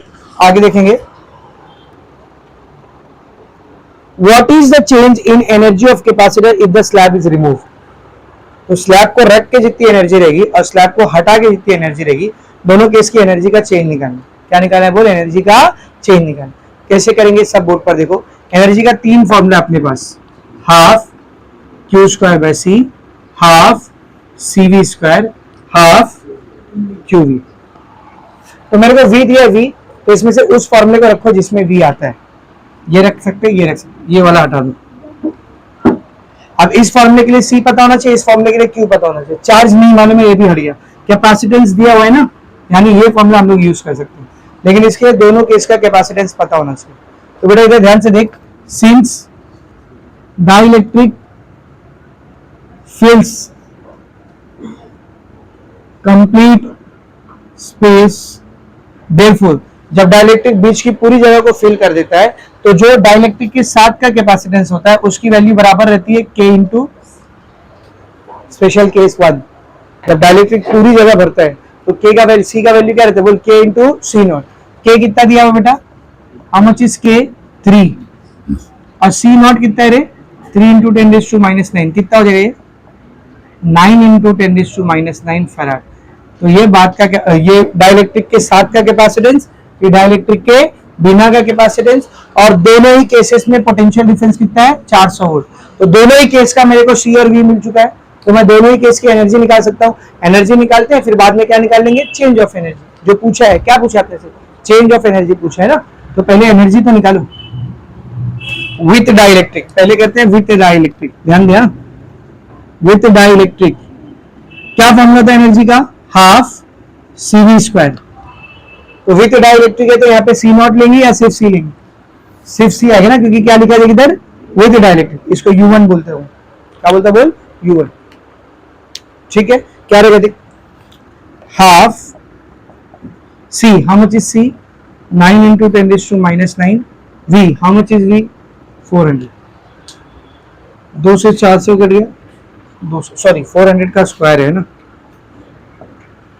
v का स्क्वायर है ना रे, तो 400 का स्क्वायर कितना बचेगा, ये 1/2 9 10⁻⁹, 4 का स्क्वायर 16, 2 0 मतलब 10⁻+2, +2 का स्क्वायर 10⁻+4, 2 से 2 मल्टीप्लाई हुआ, 2 से 16 कर दिया 8, 8 ना बोलो 72 इंटू 10⁻⁻9 + 4 -5 जूल। ये डाइलेक्ट्रिक के साथ की एनर्जी, जब डाइलेक्ट्रिक था बीच में, ठीक है ना। Without dielectric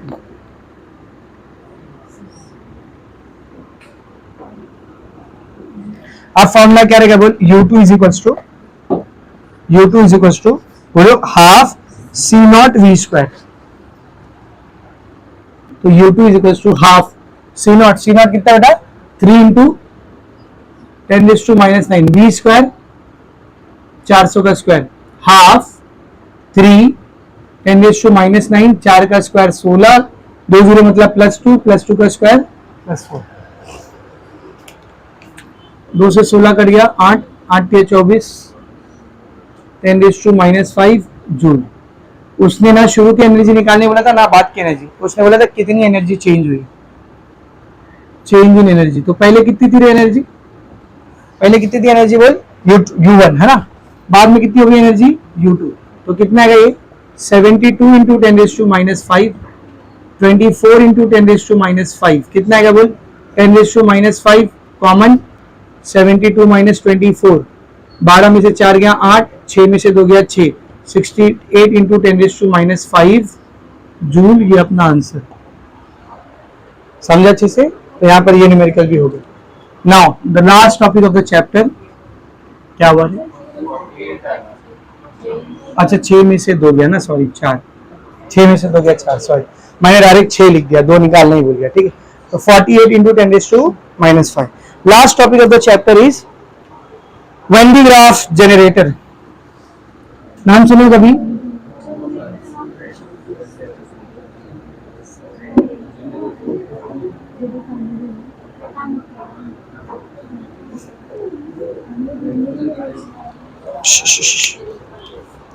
when de Graaff generator, पहले तो सर नाम ही बड़ा प्यारा लग रहा है, वेन डी ग्राफ। जिस अमेरिकन साइंटिस्ट ने इस जनरेटर को बनाया था, इन्वेंट किया था, उनका नाम है वेन डी ग्राफ, इसीलिए इसका नाम है वेन डी ग्राफ जनरेटर, उनके जरिए बनाया गया जनरेटर। ठीक है ना? इसका रियल लाइफ में तो इसका अगर हम लोग फिजिक्स के अंदर देखेंगे तो इसका बहुत ज्यादा एप्लीकेशन है। ठीक है ना?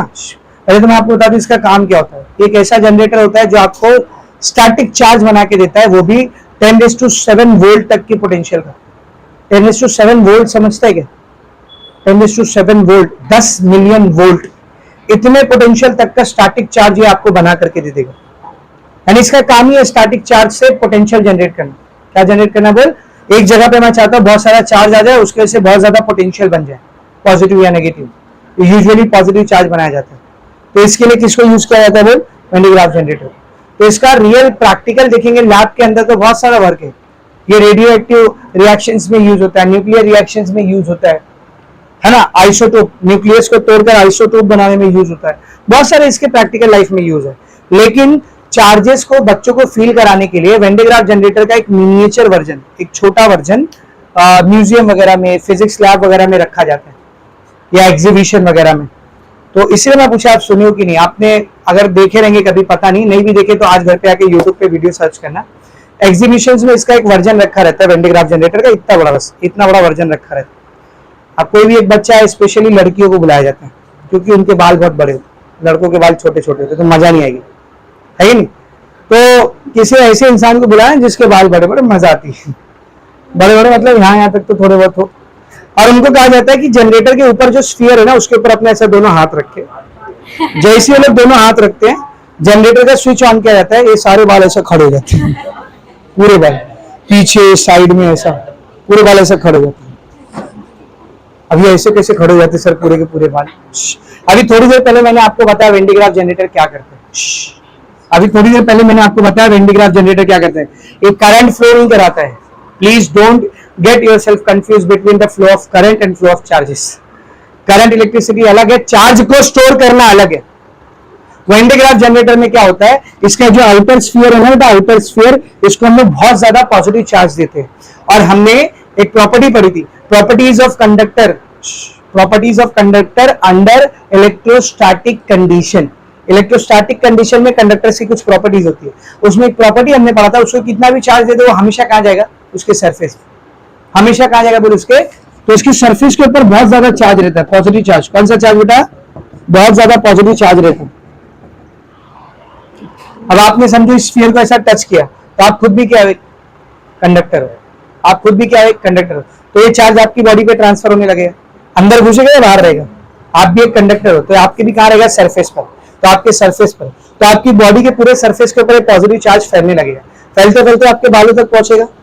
तो आपके बाल के अंदर जो पॉजिटिव चार्ज पहले से थे ना, वो इस पॉजिटिव चार्ज के से क्या फील करने लगते हैं? रिपल्शन। और उस रिपल्सिव फोर्स की वजह से सारे बाल ऐसे खड़े होने लग गए। समझ रहे? तो इलेक्ट्रोस्टैटिक को, चार्जेस को फील करने के लिए इसको बना करके एग्जीबिशन में रखा जाता है, चार्जेस को फील करने के। वरना इसका प्रैक्टिकल फिजिक्स लैब के अंदर भी बहुत ज्यादा यूजेस है। तो कैसे बनाया जाता है एक वेन डी ग्राफ जनरेटर, इसमें क्या क्या चीजें यूज होती है, क्या इसका कंस्ट्रक्शन है, क्या इसका वर्किंग है, और लैब में, फिजिक्स लैब में इसका यूज क्या है? Uses of Van de Graaff generator. Question है uses of Van de Graaff generator, इस पे हाथ रख के बाल खड़े कर सकते कुछ भी मत लिखना। इसका फिजिक्स लैब में प्रैक्टिकली क्या यूज होता है, एप्लीकेशन होता है, वो भी हमको देखना है। समझ आ रहा अच्छी से? चल बोर्ड पर देखो सब लोग, सब बोर्ड पर देखें बेटा। कैसे बनाया जाता है वेन डायग्राफ जनरेटर को? सबसे पहले तो इसके अंदर एक कन्वेयर बेल्ट होता है। कन्वेयर बेल्ट समझता है बेटा? तो ब्लैक वाला बेल्ट रहता है ना, जो कंटिन्यू घूमते रहता है, जो कंटिन्यू घूमते रहता है, उसके ऊपर कोई सामान रख दो, लेके आगे जाएगा, है ना? तो कंपनी वगैरह में, एयरपोर्ट वगैरह में थोड़ा बड़ा रहता है, इतना बड़ा नहीं, ऐसा पतला ऐसा कन्वेयर बेल्ट लेना जो कंटिन्यू घूमता रहेगा। इस कन्वेयर बेल्ट को सबने मैंने नाम दे दिया बी, ठीक है? तो बी कौन है यहाँ पर? What is B over here? बोलो। Conveyor belt. इसको दो पुलीस से कनेक्ट किया जाता है। पुली मेरे से मत पूछो किसको बोलते हैं, फिजिक्स लैब में आप इतनी सारी पुलीस यूज करते है ना। पुली ऐसा व्हील जैसा रहता है ना, जिसके ऊपर से आप किसी चीज को ऐसा पास कर सकते हैं। तो एक कन्वेयर बेल्ट दो पुलिस के बीच में कनेक्टेड रहता है ताकि घूमते रहे बराबर। समझ में आ रहा है? तो इन पुलिस को नाम देते P1, पुलिस को क्या नाम देते बेटा? P1 और P2। बात मत करो, अरे P1 P2 क्या रहे? पुलिस, ठीक है ना। अब हम लोग क्या करते हैं, इस कन्वेयर बेल्ट को कनेक्ट करके रखते हैं मोटर से। किससे कनेक्ट करके रखते हैं बोल? तो मोटर को मैं नाम देता हूं M, ठीक है ना। So this M is motor. क्या करेगा मोटर? इस बेल्ट को कंटिन्यू गोल गोल गोल गोल क्या करेगा? घुमाएगा, बेल्ट को घुमाते रहेगा ऐसे। समझ में आ रहा है अच्छे से? ठीक है ना। अभी सब लोग ध्यान से सुनेंगे। यहां पर हम लोग यूज करते हैं डीसी सप्लाई। डीसी सप्लाई मतलब जो चार्ज देगा, क्या देगा बेटा? चार्ज। इसके पॉजिटिव टर्मिनल से, कौन से टर्मिनल से? पॉजिटिव टर्मिनल से एक मेटालिक कनेक्टर कनेक्टेड होता है, जो ऐसा कोन शेप का दिखता है। कंघी देखते हो? कंघी उसकी शेप का दिखता है। इसको ना स्प्रे कोन कहते हैं। क्या कहते हैं बोल? स्प्रे कोन, या फिर इसको ना स्प्रे ब्रश भी कहा जाता है। तो लेट्स से इसको मैं नाम दे देता हूं, इसको मैं नाम देता हूं एस। तो व्हाट इज एस? बोलो। स्प्रे ब्रश, या फिर आप उसको स्प्रे कॉम भी कह सकते हो। स्प्रे ब्रश या फिर स्प्रे कॉम। ऐसी एक और कॉम इधर ऊपर लगी हुई रहती है, ध्यान से देखो। ऐसी एक और कॉम इधर ऊपर लगी हुई रहती है, और ये वाली कॉम जो रहती है, ये एक हॉलो मेटालिक स्फीयर से कनेक्टेड रहती है। डोम शेप के, डोम शेप का एक हॉलो मेटालिक स्फीयर होता है। यही है वो स्फीयर जिसके ऊपर हम लोग ऐसा हाथ रखते हैं, ठीक है ना। तो एक ऐसा हॉलो मेटालिक स्फीयर से कनेक्टेड होता है। तो ये वाली जो स्प्रे ये वाली जो ब्रश है, इसको स्प्रे ब्रश नहीं कहा जाता, इसको कलेक्टर ब्रश कहा जाता है। क्या कहा जाता है बोल? Collector brush. लेट्स से मैं इसको सी से दिखा रहा हूं। तो what is C? Collector brush, ठीक है ना। और ये जो स्फीयर ऊपर लगा हुआ है, इसको डी नाम देते हैं। D, dome shape hollow metallic sphere. Metal का बना हुआ, अंदर से हॉलो एक स्फीयर, ऐसा डोम शेप का। सबको समझ में अच्छे से? मैं आपको इसकी वर्किंग समझाता हूँ। अच्छा, अभी डायग्राम कंप्लीट नहीं हुआ है, डायग्राम में भी बहुत सारी चीजें बची है। कुछ चीजें थोड़ी बहुत और मैं आपको बता दूं। यहाँ से एक वायर को लेंगे, पास करवाएंगे, और बाहर नेगेटिव टर्मिनल से एक वायर निकलवाएंगे, और इसको अर्थिंग करके रखेंगे, ताकि कोई ज्यादा एक्सेसिव चार्ज आ रहा है तो वो अर्थ में चला जाए। अब ये काम कैसे करते हैं सब लोग ध्यान से देखो। यहाँ से हम लोग स्विच ऑन करते हैं, तो पॉजिटिव टर्मिनल से पॉजिटिव चार्ज जाने लगता है। क्या जाने लगता है बोल? Positive charge. ये पॉजिटिव चार्ज किस पे डिपॉजिट होगा? कन्वेयर बेल्ट से। और ये कन्वेयर बेल्ट बना किसका है? रबर का। Rubber is not a conducting material. हाँ, अगर इसको आप रबर का नहीं रखते, किसी मेटल का रखते, और फिर जब आप ये स्फीयर को छूते तो फिर बाल नहीं खड़े होते, आप लेट जाते। समझ में आ रहा है अच्छे से? अगर ये मेटल का बना हुआ होता तो बाकायदा यहाँ पे करंट आता, और अच्छा खासा करंट आता, क्योंकि ये 50,000 वोल्ट तक का सप्लाई भी यूज होता है इसमें। समझा रहे? इतना करंट आता। 25,000 तो रेलवे लाइन पे रहता है, जिसको छू लो तो तंदूरी चिकन बन जाता है अपना, है कि नहीं? तो अगर ये कन्वेयर बेल्ट की जगह पर आप कोई मेटल का बेल्ट यूज करते तो काम खत्म था। फिर इधर चार्ज नहीं आता, फिर इधर करंट आता। और हमने यहाँ पर कन्वेयर बेल्ट यूज किया है, जो कि यूजुअली रबर का बना होता है, रबर या सिल्क का बना होता है, ठीक है ना। तो यहाँ से जितना भी पॉजिटिव चार्ज आ रहा है, ये इस स्प्रे ब्रश के जरिए किस पे डिपॉजिट होने लगेगा? बेल्ट पे। कन्वेयर बेल्ट से होता हुआ ये चार्ज किधर गया? ऊपर। इसको कौन रिसीव करेगा? कलेक्टर। कलेक्टर से होता हुआ ये, कलेक्टर ब्रश से होता हुआ ये चार्ज किसके ऊपर आ जाएगा बोल? डोम शेप के स्फीयर के ऊपर, डोम शेप के मेटालिक स्फीयर के ऊपर। तो ऐसे यहाँ पर बहुत ज्यादा हाई चार्जेस आने लगती है, जिसका पोटेंशियल भी बहुत हाई होता है। मैंने बताया ना, अप टू 10⁷ वोल्ट, 10⁷ वोल्ट तक का पोटेंशियल आप यहाँ पर जनरेट कर सकते हैं, इतना हाई पोटेंशियल। और इसी को जब आप लोग ऐसा हाथ रख के छूते, तो सब बताया मैंने आगे की राम कथा आपको, ठीक है ना। अच्छा क्या होता अगर इसको ये अर्थिंग विर्थिंग नहीं करता, मैं जान देता चार्ज, बोले जा जिधर जाने के, ठीक है ना। अभी इधर ऐसा चार्ज डिपॉजिट हो जा रहा है, डिपॉजिट होते जा रहा है, डिपॉजिट होते जा रहा है, डिपॉजिट हो जा रहा है, हद से ज्यादा पॉजिटिव चार्ज यहाँ पर डिपॉजिट हो गया। अब इतने ज्यादा पॉजिटिव चार्ज एक साथ एक जगह पर नहीं रह सकते, रिपल्शन होने लगे बहुत ज्यादा, हद से ज्यादा। तो कुछ टाइम बाद क्या होगा मालूम, इतने पॉजिटिव चार्ज यहाँ पर हो जाएंगे कि थोड़े बहुत पॉजिटिव चार्ज एयर की ससेप्टिबिलिटी को ब्रेक करके हवा में आने लगे। कहाँ आने लगेंगे बोल, हवा में। तो आपको उस टाइम पर क्या दिखेगा मालूम, इस स्फीयर से ना जैसे बिजली को रखते थे वैसे स्पार्क बनते हुए दिखेंगे हवा के अंदर, ऐसा स्पार्क बनते हुए दिखेंगे हवा के अंदर, अगर आप इसको बहुत ज्यादा चार्ज कर दोगे। तो ये जो स्पार्क जनरेट होता है ना बेटा हवा में, इस स्पार्क को हम लोग कोरोना डिस्चार्ज कहते हैं। क्या कहते हैं बोल, कोरोना डिस्चार्ज। कोरोना का मतलब वायरस नहीं होता, कोरोना का मतलब क्राउन होता है, क्राउन, क्राउन सोच ना, क्राउन, कोरोना का मतलब क्राउन होता है। कोरोना वायरस को कोरोना वायरस इसलिए बोलते थे क्योंकि उस वायरस के ऊपर जो प्रोटीन की स्पाइक्स थी, प्रोटीन की स्पाइक्स वो ऐसा क्राउन शेप में मौजूद रहती थी, प्रोटीन की जो स्पाइक्स थी वैसा क्राउन शेप में मौजूद रहती, इसलिए उसका नाम कोरोना वायरस पड़ा। कोरोना वायरस किसी एक वायरस का नाम नहीं है, ये ग्रुप ऑफ वायरसेस के नाम है। बहुत सारे वायरसेस है जिनके ऊपर प्रोटीन का जो स्पाइक होता है वो क्राउन शेप का होता है, तो उनको कोरोना वायरसेस कहते हैं। इसमें से एक कोरोना वायरस था जो अपने को बीच में कोविड के टाइम पे बीमार किया था, उसका नाम था सार्स-कोव-2। क्या नाम था, सार्स-कोव-2, ये उस वायरस का नाम था। अब इतना नाम सबको नहीं बता सकते ना, तो सबको बोलते थे कोरोना वायरस। और कोरोना वायरस जो है ग्रुप ऑफ वायरसेस का नाम है। उसमें से जो नया वायरस आया था जिसने 2020 में दुनिया में आतंक मचाया था, उसका नाम था सार्स-कोव-2, और उस वायरस की वजह से जो रेस्पिरेटरी डिजीज हो रही थी, बीमारी हो रही थी, उसका नाम था कोविड-19। कोविड-19 बीमारी का नाम था, वायरस का नाम नहीं था। बायोलॉजी स्टूडेंट हो, थोड़ा अपने आप को अपडेटेड रखने का, किसी के सामने मुंह खोल के जलील नहीं हो जाने का, समझ में आ रहा अच्छे से, ठीक है। खैर तो इधर ध्यान से देखेंगे, तो ये जो डिस्चार्ज होता है यहाँ पर, ये थोड़ा सा क्राउन जैसा लगता है, ऐसा लगता है स्फीयर को क्राउन आ गए ऐसा चमकदार, चमकते हुए, इसलिए इसको नाम क्या देते हैं हम लोग, कोरोना डिस्चार्ज। क्या नाम देते हैं बोल, कोरोना डिस्चार्ज। पर अभी अपना मकसद ये कोरोना डिस्चार्ज दिखा के सामने वाले को खुश करना नहीं है, बोले बच्चे ताली बजा रहे, एक नंबर। अपन फिजिक्स लैब के अंदर है, अपना कुछ प्रैक्टिकल व्यूज यहाँ पर लेने का, तो अपन अर्थिंग विर्थिंग करके रखे, एक्सेसिव चार्ज का डिस्चार्ज वगैरह ना हो। एक काम और करते हैं हम लोग, यहाँ पर चार्ज लीकेज करके हवा में ना चले जाए, इसीलिए इस पूरे सेटअप को एक स्टील के एक कंटेनर के अंदर रखते हैं। किसके कंटेनर के अंदर रखते हैं बोल, स्टील। ऐसा एक स्टील का कंटेनर होता है, एक स्टील का कंटेनर होता है, इस कंटेनर के अंदर हम लोग इस पूरे सेटअप को रखते हैं। This entire setup is kept inside a steel container, और ये कंटेनर को भी ऐसे नहीं छोड़ देते। क्यों, जरा ध्यान से सुन। इसको नाम देता है, लेट्स से मैं क्या नाम दे दूं इसको, टी नाम देते हैं उसको। तो टी क्या है, स्टील कंटेनर। टी क्या है बोल, स्टील कंटेनर। तो उसमें ढक्कन रखने से क्या ही होगा, हवा तो अभी भी है ना, डिस्चार्ज तो अभी भी हो जाएगा, लीकेज तो अभी भी होगा ही चार्ज का हवा में। तो रुको जरा, स्टील का जो कंटेनर होता है ये अंदर से खाली नहीं रहता, इसको अंदर से प्रेशराइज नाइट्रोजन गैस से भर देते।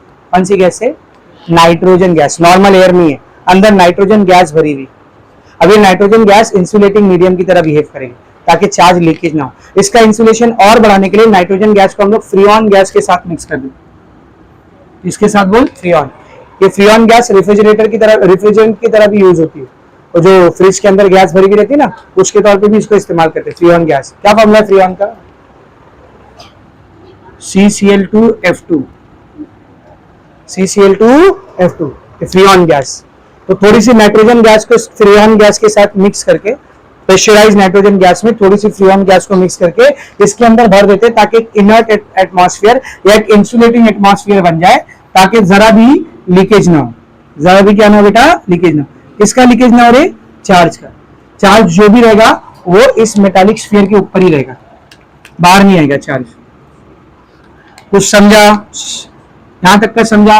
अब सर ये तो हो गया, चलो ठीक है, पूरा कंस्ट्रक्शन आपने समझा दिया, वर्किंग वो भी बता दिया। यहाँ से सप्लाई ऑन किए, पॉजिटिव चार्ज स्प्रे ब्रश के थ्रू कन्वेयर बेल्ट पे आएगा। कन्वेयर बेल्ट घूम रही है कंटिन्यूसली, है ना, ऊपर से नीचे, यहाँ से ऐसा, इधर से नीचे, यहाँ से ऐसा, इधर से ऊपर, कन्वेयर बेल्ट कंटिन्यू घूम रही है। तो ये चार्ज ट्रैवल करता हुआ कलेक्टर ब्रश के पास गया, कलेक्टर ब्रश ने इस चार्ज को कलेक्ट किया और फिर किसके ऊपर पहुंचा दिया बेटा, डी नाम के स्फीयर के ऊपर पहुंचा दिया। तो सर ठीक है, पूरा कंस्ट्रक्शन समझ गया, पूरी वर्किंग समझ गया। इसका यूज क्या है, इसका यूज क्या रहता है, मेनली पार्टिकल्स को एक्सेलरेट करने के लिए। क्या करने के लिए, पार्टिकल्स को बहुत हाई एनर्जी से एक्सीलरेट करने के लिए। ऐसा नहीं समझेगा, डायरेक्ट एक एग्जांपल से समझाता हूँ, इधर ध्यान से देखो। हम लोग क्या करेंगे, एक इवैक्यूएटेड ट्यूब को लेंगे। इवैक्यूएटेड ट्यूब समझता है, अंदर क्या होना चाहिए, वैक्यूम। अंदर क्या होना चाहिए बोल, वैक्यूम। तो ऐसा एक इवैक्यूएटेड ट्यूब तो मैंने यहां पर लिया और इस मेटल की स्फीयर को कनेक्ट करके रखा है इस इवैक्यूएटेड ट्यूब के अंदर एक इलेक्ट्रोड से। किससे बेटा, एक इलेक्ट्रोड मतलब मेटल सोर्स, मेटल है कि नहीं। तो क्या होगा, यहां पर जो हाई पॉजिटिव चार्ज जमा हुआ है उधर पे भी आएगा, बहुत हाई, बहुत हाई। कितना high, millions, millions of volt जितना पोटेंशियल, इतना हाई पॉजिटिव चार्ज यहां पर रहेगा। इधर पे एक सोर्स रखते हैं जिसको आयन सोर्स कहा जाता है। क्या कहा जाता है बोल, तो ये आई जो है ये आयन सोर्स है। आई क्या बेटा बोल, आई क्या है बोल, आयन सोर्स। ये ट्यूब को नाम देता हूं ई। ई क्या है बोल, इवैक्यूएटेड ट्यूब। ई क्या है बोल, इवैक्यूएटेड ट्यूब। तो होता क्या है, यहां से पॉजिटिव चार्ज ट्रैवल होता हुआ इस कलेक्टर इस डोम से ट्रैवल होता हुआ इस इलेक्ट्रोड पर आ जाता है। अब ये इलेक्ट्रोड पे बहुत हाई पोटेंशियल है, कौन सा, पॉजिटिव। कौन सा बेटा, पॉजिटिव। इस आयन सोर्स के अंदर हम लोग क्या करते हैं, हम प्रोटॉन को एंटर कराते हैं बाहर से। किसको एंटर कराते हैं, प्रोटॉन। प्रोटॉन या ड्यूटेरियम मतलब हाइड्रोजन का न्यूक्लियस होना चाहिए। कैसा चार्ज रहेगा उस पर, पॉजिटिव। तो ये पॉजिटिव चार्ज है, इतू सा एक पॉजिटिव चार्ज सिंगल, और इसके ऊपर मिलियंस ऑफ पॉजिटिव चार्जेस। तो ये पॉजिटिव चार्ज इन इतने सारे पॉजिटिव चार्ज से क्या फील करेगा, रिपल्शन बोल के उसकी तोहिन मत करो, क्या फील करेगा, एक्सेसिव रिपल्शन फील करेगा, बहुत ज्यादा। इतना रिपल्शन कि बहुत हाई स्पीड से ऐसा जिप करके ऐसा एकदम एकदम ऐसा संजन करके फ्लैश की तरह एकदम। इस रिपल्शन की वजह से ये हाईली एक्सेलरेट होके यहां से ट्रैवल करते हुए आगे जाएगा। और जब इतनी हाई रेट से ये एक्सेलरेट कर रहा है तो उसके पास एनर्जी भी क्या रहेगी, बहुत हाई रहेगी। तो जो नॉर्मल सा चार्ज पार्टिकल आपने दिया था ये एनर्जाइज चार्ज पार्टिकल बन गया, energize and accelerated. Almost 30 mega electron volt या 10 मेगा इलेक्ट्रॉन वोल्ट तक की एनर्जी इसके पास आती है, mega mega 10 to the power 6। और फिर क्या करते हैं हम, सामने अपना टारगेट रखते हैं, जो भी डिजायर्ड टारगेट है। समझो सामने एक न्यूक्लियस रखा हुआ है जिसको मेरे को तोड़ना था, एक एटम का न्यूक्लियस है जिसको मेरे को तोड़ना था। सर न्यूक्लियस तो कितना सा होता है, तो ये क्या पत्थर है रे, वो भी क्या है, प्रोटॉन। प्रोटॉन तो न्यूक्लियस से भी छोटा रहेगा। तो ये हाई एनर्जी वाला प्रोटॉन बहुत ही एक्सेलरेटेड, बहुत ही एनर्जाइज आकर के अपने टारगेट को क्या करते हैं, सब करके हिट करते हैं। तो जैसे वो इसको हिट करते हैं न्यूक्लियस का ब्रेकडाउन। तो पूरी वर्किंग समझ में आई रे, पूरी वर्किंग समझ में आई। अच्छा न्यूक्लियस के ब्रेकडाउन की वजह से क्या होगा बताओ, बहुत ज्यादा एनर्जी रिलीज होगी, न्यूक्लियर एनर्जी। एटम के न्यूक्लियस में जितनी एनर्जी होती है ना, आप इमेजिन भी नहीं कर सकते। ये ग्रेविटी की एनर्जी से मिलियंस गुना ज्यादा होती है, मिलियंस बिलियंस गुना ज्यादा होती है। एटम के न्यूक्लियस में इतनी एनर्जी होती है, इसीलिए अगर आपने किसी भी एटम के न्यूक्लियस को तोड़ दिया ना, तो उसमें से जो एनर्जी निकलेगी ना, वो तबाही भी मचा सकती है। एटॉमिक बॉम्ब नाम सुना है, वो ऐसे काम करता है, ऐसे ही काम करता है। एटॉमिक बॉम्ब्स में क्या होता है मालूम, एक चैम्बर, मैं आपको बॉम्ब बनाना नहीं सिखा रहा हूँ, मैं आपको फिजिक्स सिखा रहा हूं, ठीक है ना। एटॉमिक बॉम्ब्स के अंदर क्या होता है मालूम, एक चैम्बर के अंदर ना अनस्टेबल रेडियो एक्टिव मटेरियल्स भरे हुए होते हैं। कौन से material, radio active unstable material. Radio active atoms उनको कहते हैं जिनका न्यूक्लियस हाईली अनस्टेबल होता है, उसमें इतने प्रोटॉन है कि वो अनस्टेबल है, उसको वैसे भी तोड़ना ही है, बस वो किसी चिंगारी का इंतजार कर रहा है। तो अनस्टेबल रेडियो एक्टिव एटम्स एक चैम्बर में भरे हुए होते हैं, दूसरे चैम्बर में ना एक्सीलरेटेड एटम्स होते हैं, और दोनों के बीच में एक पार्टीशन होता है। जब इस बॉम्ब को एक्टिवेट किया जाता है ना, बस वो पार्टीशन हटा दिया जाता है।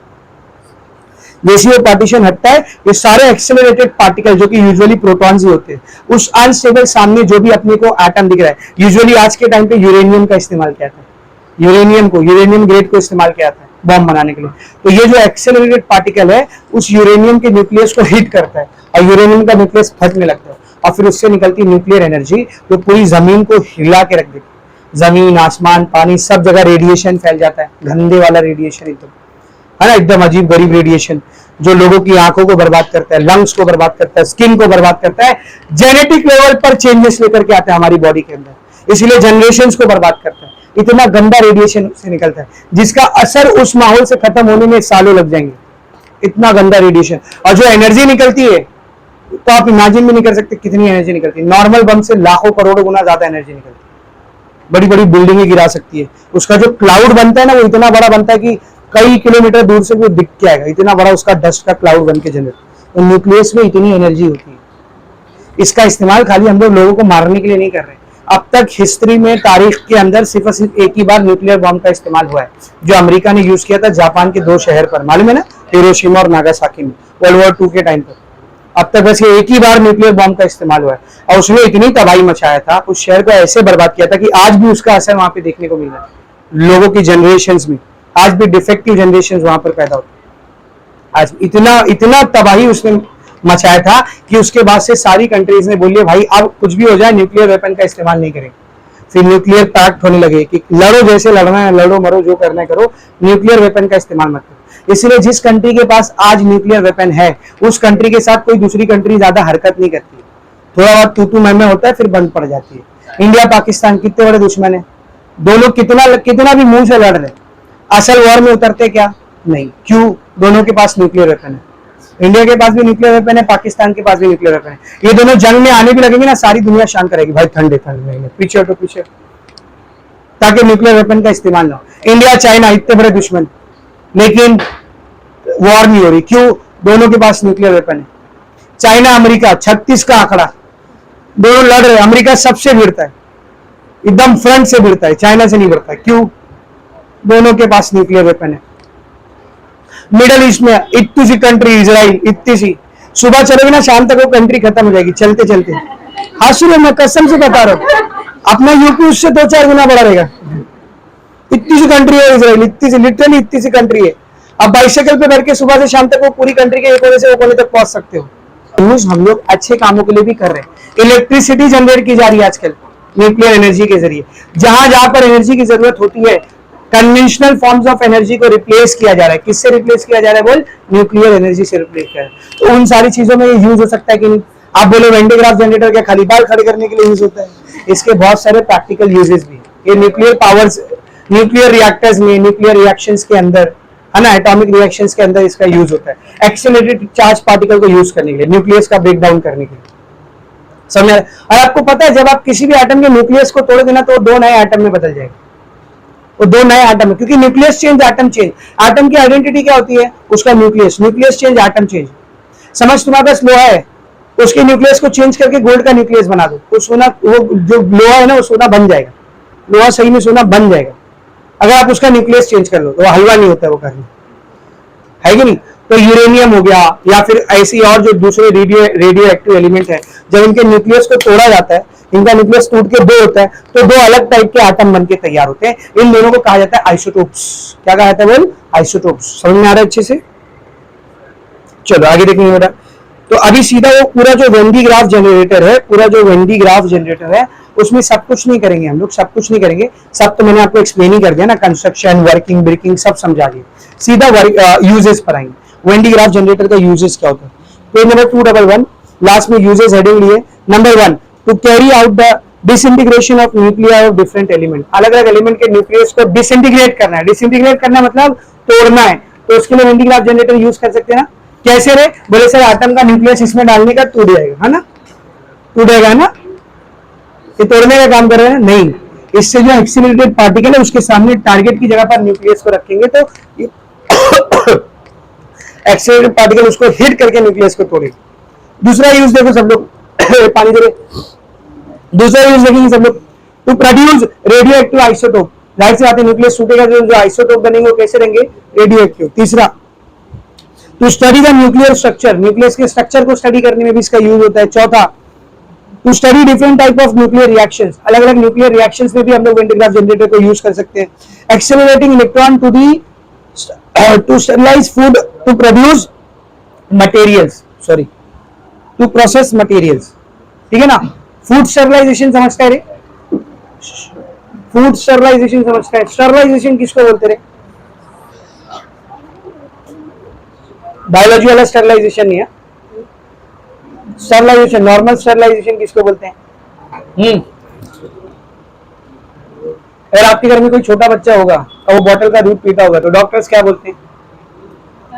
पहले डायरेक्ट ऐसा दूध बना के दे देने का ना, क्या बोलते हैं? सबसे पहले वो जो बोतल बीटल रहती है उसको गर्म पानी में, खौलते हुए पानी में धोने का उसको। क्यों? ताकि वो बोतल स्टरलाइज हो जाए, ताकि वो बोतल क्या हो जाए? स्टरलाइज। उसके ऊपर अगर कोई जर्म, बैक्टीरिया, माइक्रो ऑर्गेनिज्म लगे हुए हैं तो वो क्या हो जाए बेटा? किल हो जाए। तो फूड स्टरलाइज करना मतलब उसके अंदर मौजूद हार्मफुल माइक्रो ऑर्गेनिज्म और बैक्टीरिया को क्या करना, किल करना। तो उसके लिए एक्सेलरेटेड इलेक्ट्रॉन्स का इस्तेमाल किया जाता है, वो भी आप वैन डे ग्राफ जनरेटर की मदद से क्या कर सकते हो, बना सकते हो। खाली उस केस में आपको पॉजिटिव चार्ज की जगह पर कौन सा चार्ज यूज करना पड़ेगा, negative charge. With this your chapter is completely finish, only few numericals are remaining from the exercise. Chapter का पूरा थ्योरी पार्ट क्या हो गया बेटा, फिनिश हो गया। इसको लिखो, फिर न्यूमेरिकल देखते हैं। Right done.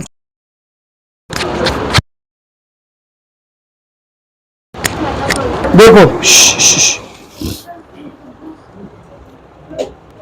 Page number 212 MCQ, first MCQ देखेंगे सब लोग।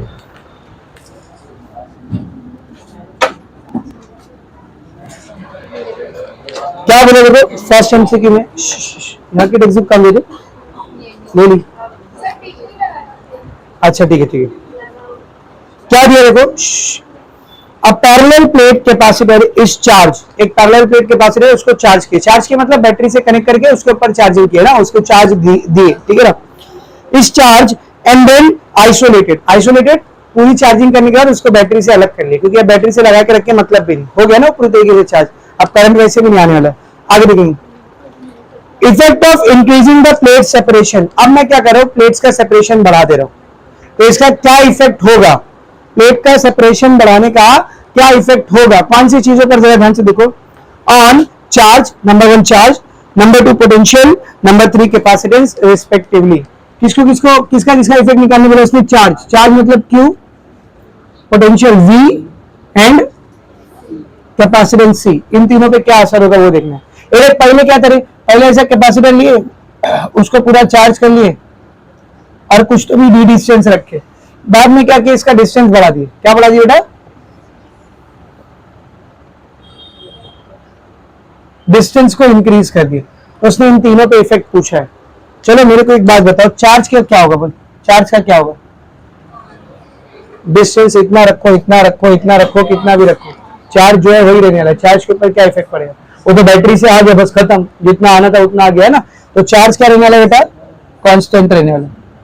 चार्ज जितना आना था आ गया, आप कहां से आएगा, आपके हवा से पैदा होगा क्या चार्ज, और चार्ज देना है तो आपको बैटरी यूज करनी पड़ेगी, क्योंकि charge can neither be created not be destroyed. Which law, law of conservation of charges. तो क्यू क्या रहने वाला बेटा, कांस्टेंट रहने वाला, ठीक है। अभी चार्ज कांस्टेंट है, इंक्रीज कौन हो रहा है बोल, डिस्टेंस। बीच में डाइलेक्ट्रिक बोला है क्या, नहीं, तो कैपेसिटेंस का फॉर्मूला क्या रहेगा बोल, C not is equal to A into epsilon not by D. अब मुझे बताना, अगर डिस्टेंस को बढ़ाया गया, डिस्टेंस इंक्रीज किया गया, कैपेसिटेंस क्या होगा, डिक्रीज, नीचे है ना, तो डी बढ़ेगा तो सी क्या होगा बोल, डिक्रीज होगा। तो कैपेसिटेंस क्या हो रहा है बेटा, डिक्रीज होगा, कैपेसिटेंस क्या हो रहा है बोल, डिक्रीज। बचा कौन रे, V। अभी तो ध्यान से देख, C का फॉर्मूला क्या होता है रे, Q बाई V, तो यहां से V का फॉर्मूला क्या होगा बोल, Q बाई C, V इधर आ जाएगा C इधर आएगा, Q तो कांस्टेंट है उसको छोड़ो। कैपेसिटेंस क्या हो रहा है बोल, कम हो रहा है, तो कैपेसिटेंस कम होगा तो वोल्टेज बढ़ेगा। तो ये आपका आंसर है, पहला कांस्टेंट, दूसरा इंक्रीजेस, तीसरा डिक्रीजेस, ऑप्शन नंबर हाँ डी, ठीक है। समझा, एकदम प्योरली थ्योरेटिकल क्वेश्चन था, कैसे किए एकदम अच्छे से समझा। आगे बढ़ते बेटा, ये हो गया अपना फर्स्ट एमसीक्यू। सेकंड एमसीक्यू देखेंगे, सेकंड एमसीक्यू क्या बोले देख, a slab of material of dielectric constant के, एक डाइलेक्ट्रिक है, डाइलेक्ट्रिक स्लैब है जिसका कांस्टेंट कितना बेटा, के है, has the same area A, जितना के नॉर्मल प्लेट्स का एरिया था उतना उसका भी एरिया डाइलेक्ट्रिक का, as the plate of a parallel plate capacitor and has thickness 3/4d। Thickness कितना दिया, टी, टी कितना दिया बोल, 3/4d, तो टी लेने बोला उसने 3/4d, ये थिकनेस लेने बोला, ठीक है, 3/4d, where d is the separation of the plate, d दोनों प्लेट के बीच का सेपरेशन है। The changes in capacitance when the slab is inserted between the plate is, तो जब स्लैब को कैपेसिटर पैरेलल प्लेट कैपेसिटर के बीच में रखेंगे तो जो कैपेसिटेंस रहेगा वो अपने को निकालना है, जो कैपेसिटेंस रहेगा वो अपने को निकालना है। एकदम सिंपल क्वेश्चन है, बोर्ड पर देख। जब स्लैब आता है डाइलेक्ट्रिक, तो विथ डाइलेक्ट्रिक का फॉर्मूला क्या होता है, A epsilon not by D minus T plus T by K, A रहता है ना, वैल्यूज पुट करो, A epsilon not by D minus T, कितना रे टी, 3/4d, प्लस यहां पे भी रखो 3/4 d अपॉन k। सब में से b कॉमन ले ले, a एप्सिलॉन नॉट बाय सब में से d कॉमन चले गया, इधर क्या बचा 1 माइनस यहां पर क्या बचा 3/4 और इधर क्या बचा 3/4 अपॉन के नीचे कौन है बेटा k, इसको अपॉन के नीचे से ऊपर लेके जाऊं तो 1/k। सही है।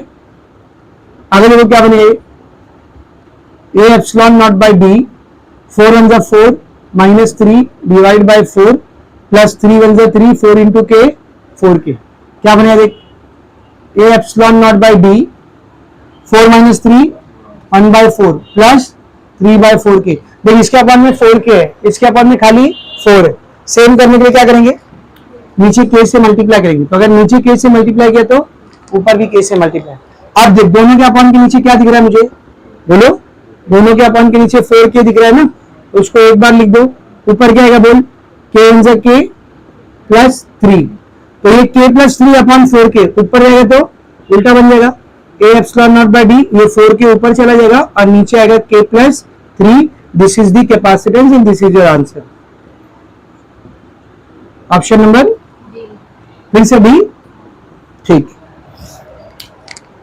पिछला एमसीक्यू अभी थोड़ी देर पहले कराया था, 1:1 रेशियो था ना उसका, है ना, चौथा वाला लास्ट लेक्चर में कर चुके हैं, मतलब लास्ट टाइम हो चुका है। पांचवे वाला देखेंगे, फिफ्थ एमसीक्यू, बात नहीं, फिफ्थ एमसीक्यू देखेंगे।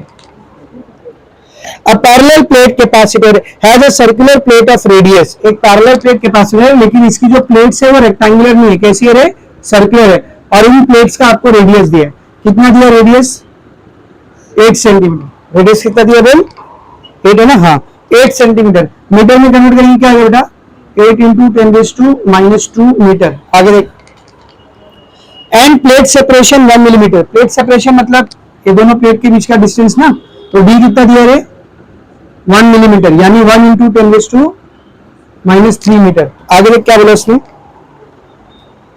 What will be the charge on the plate, क्या निकालना अपने को, चार्ज, चार्ज मतलब Q। What will be the charge on the plate if a potential difference of 100 volt is applied? Potential difference दिया मतलब V दिया, कितना दिया बेटा 100 वोल्ट, तो V दिया, Q निकालना है, एकदम सिंपल है। पहले C निकाल लो, अपने आप आ जाएगा, पहले C निकालते बेटा। What is the formula of C? C का फॉर्मूला क्या होता है बोल, A epsilon not by D है, पैरेलल प्लेट कैपेसिटर, बीच में डाइलेक्ट्रिक नहीं है, तो C का फॉर्मूला क्या रहेगा, A epsilon not by D, या सिर्फ सी भी लिख दोगे तो भी चलेगा, कोई मार्क्स नहीं काटेगा।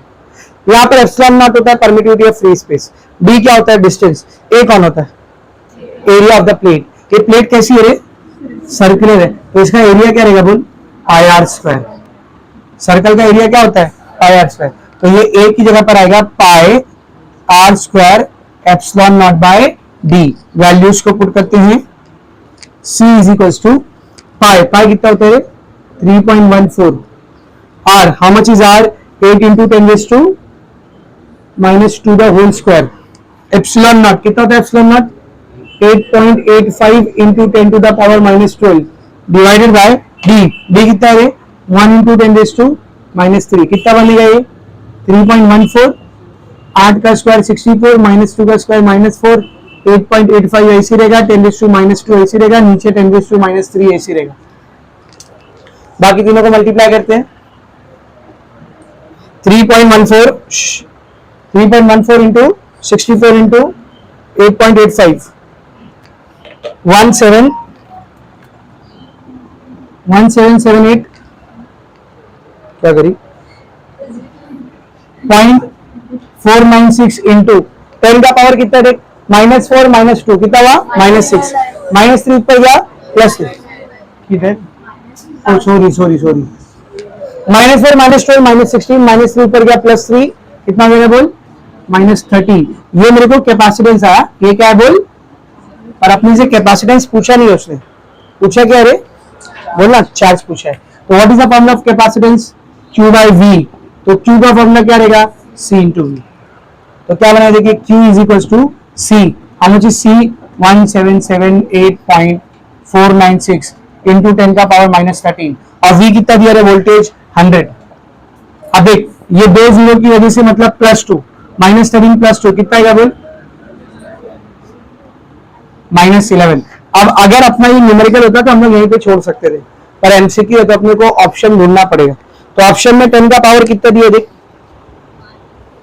-8 दिया है, -5 दिया है, -9 दिया है, +4 दिया है, लेकिन सारे ही ऑप्शन में पॉइंट से पहले एक ही नंबर, पॉइंट से पहले एक ही नंबर। तो इसको क्या करते, 3 नंबर पीछे ले लेते, क्या बनेगा ये 1.778 इंटू 10⁻², 3 नंबर पीछे लिए मतलब +3 और ये -11, 1.778 मतलब अप्रोक्सीमेटली 1.8, ये 7 और 8 हटेगा तो ये 7 का 8 हो जाएगा ना, -11 +3 कितना बार है -8, ये आंसर है ऑप्शन नंबर ए 1.78। सॉरी, ये वाले 7 को उसने ऐसे रखा, ये वाले 8 को हटा के 8 ये 7 का 8 कर दिया, ठीक है ना। तो option A is your answer. समझा, सारे एमसीक्यू यहाँ पर हो गए फिनिश। ठीक है, क्वेश्चन नंबर 2 से जो बचे कुछ क्वेश्चन है कल के लेक्चर में करेंगे, ठीक है, इतना लिख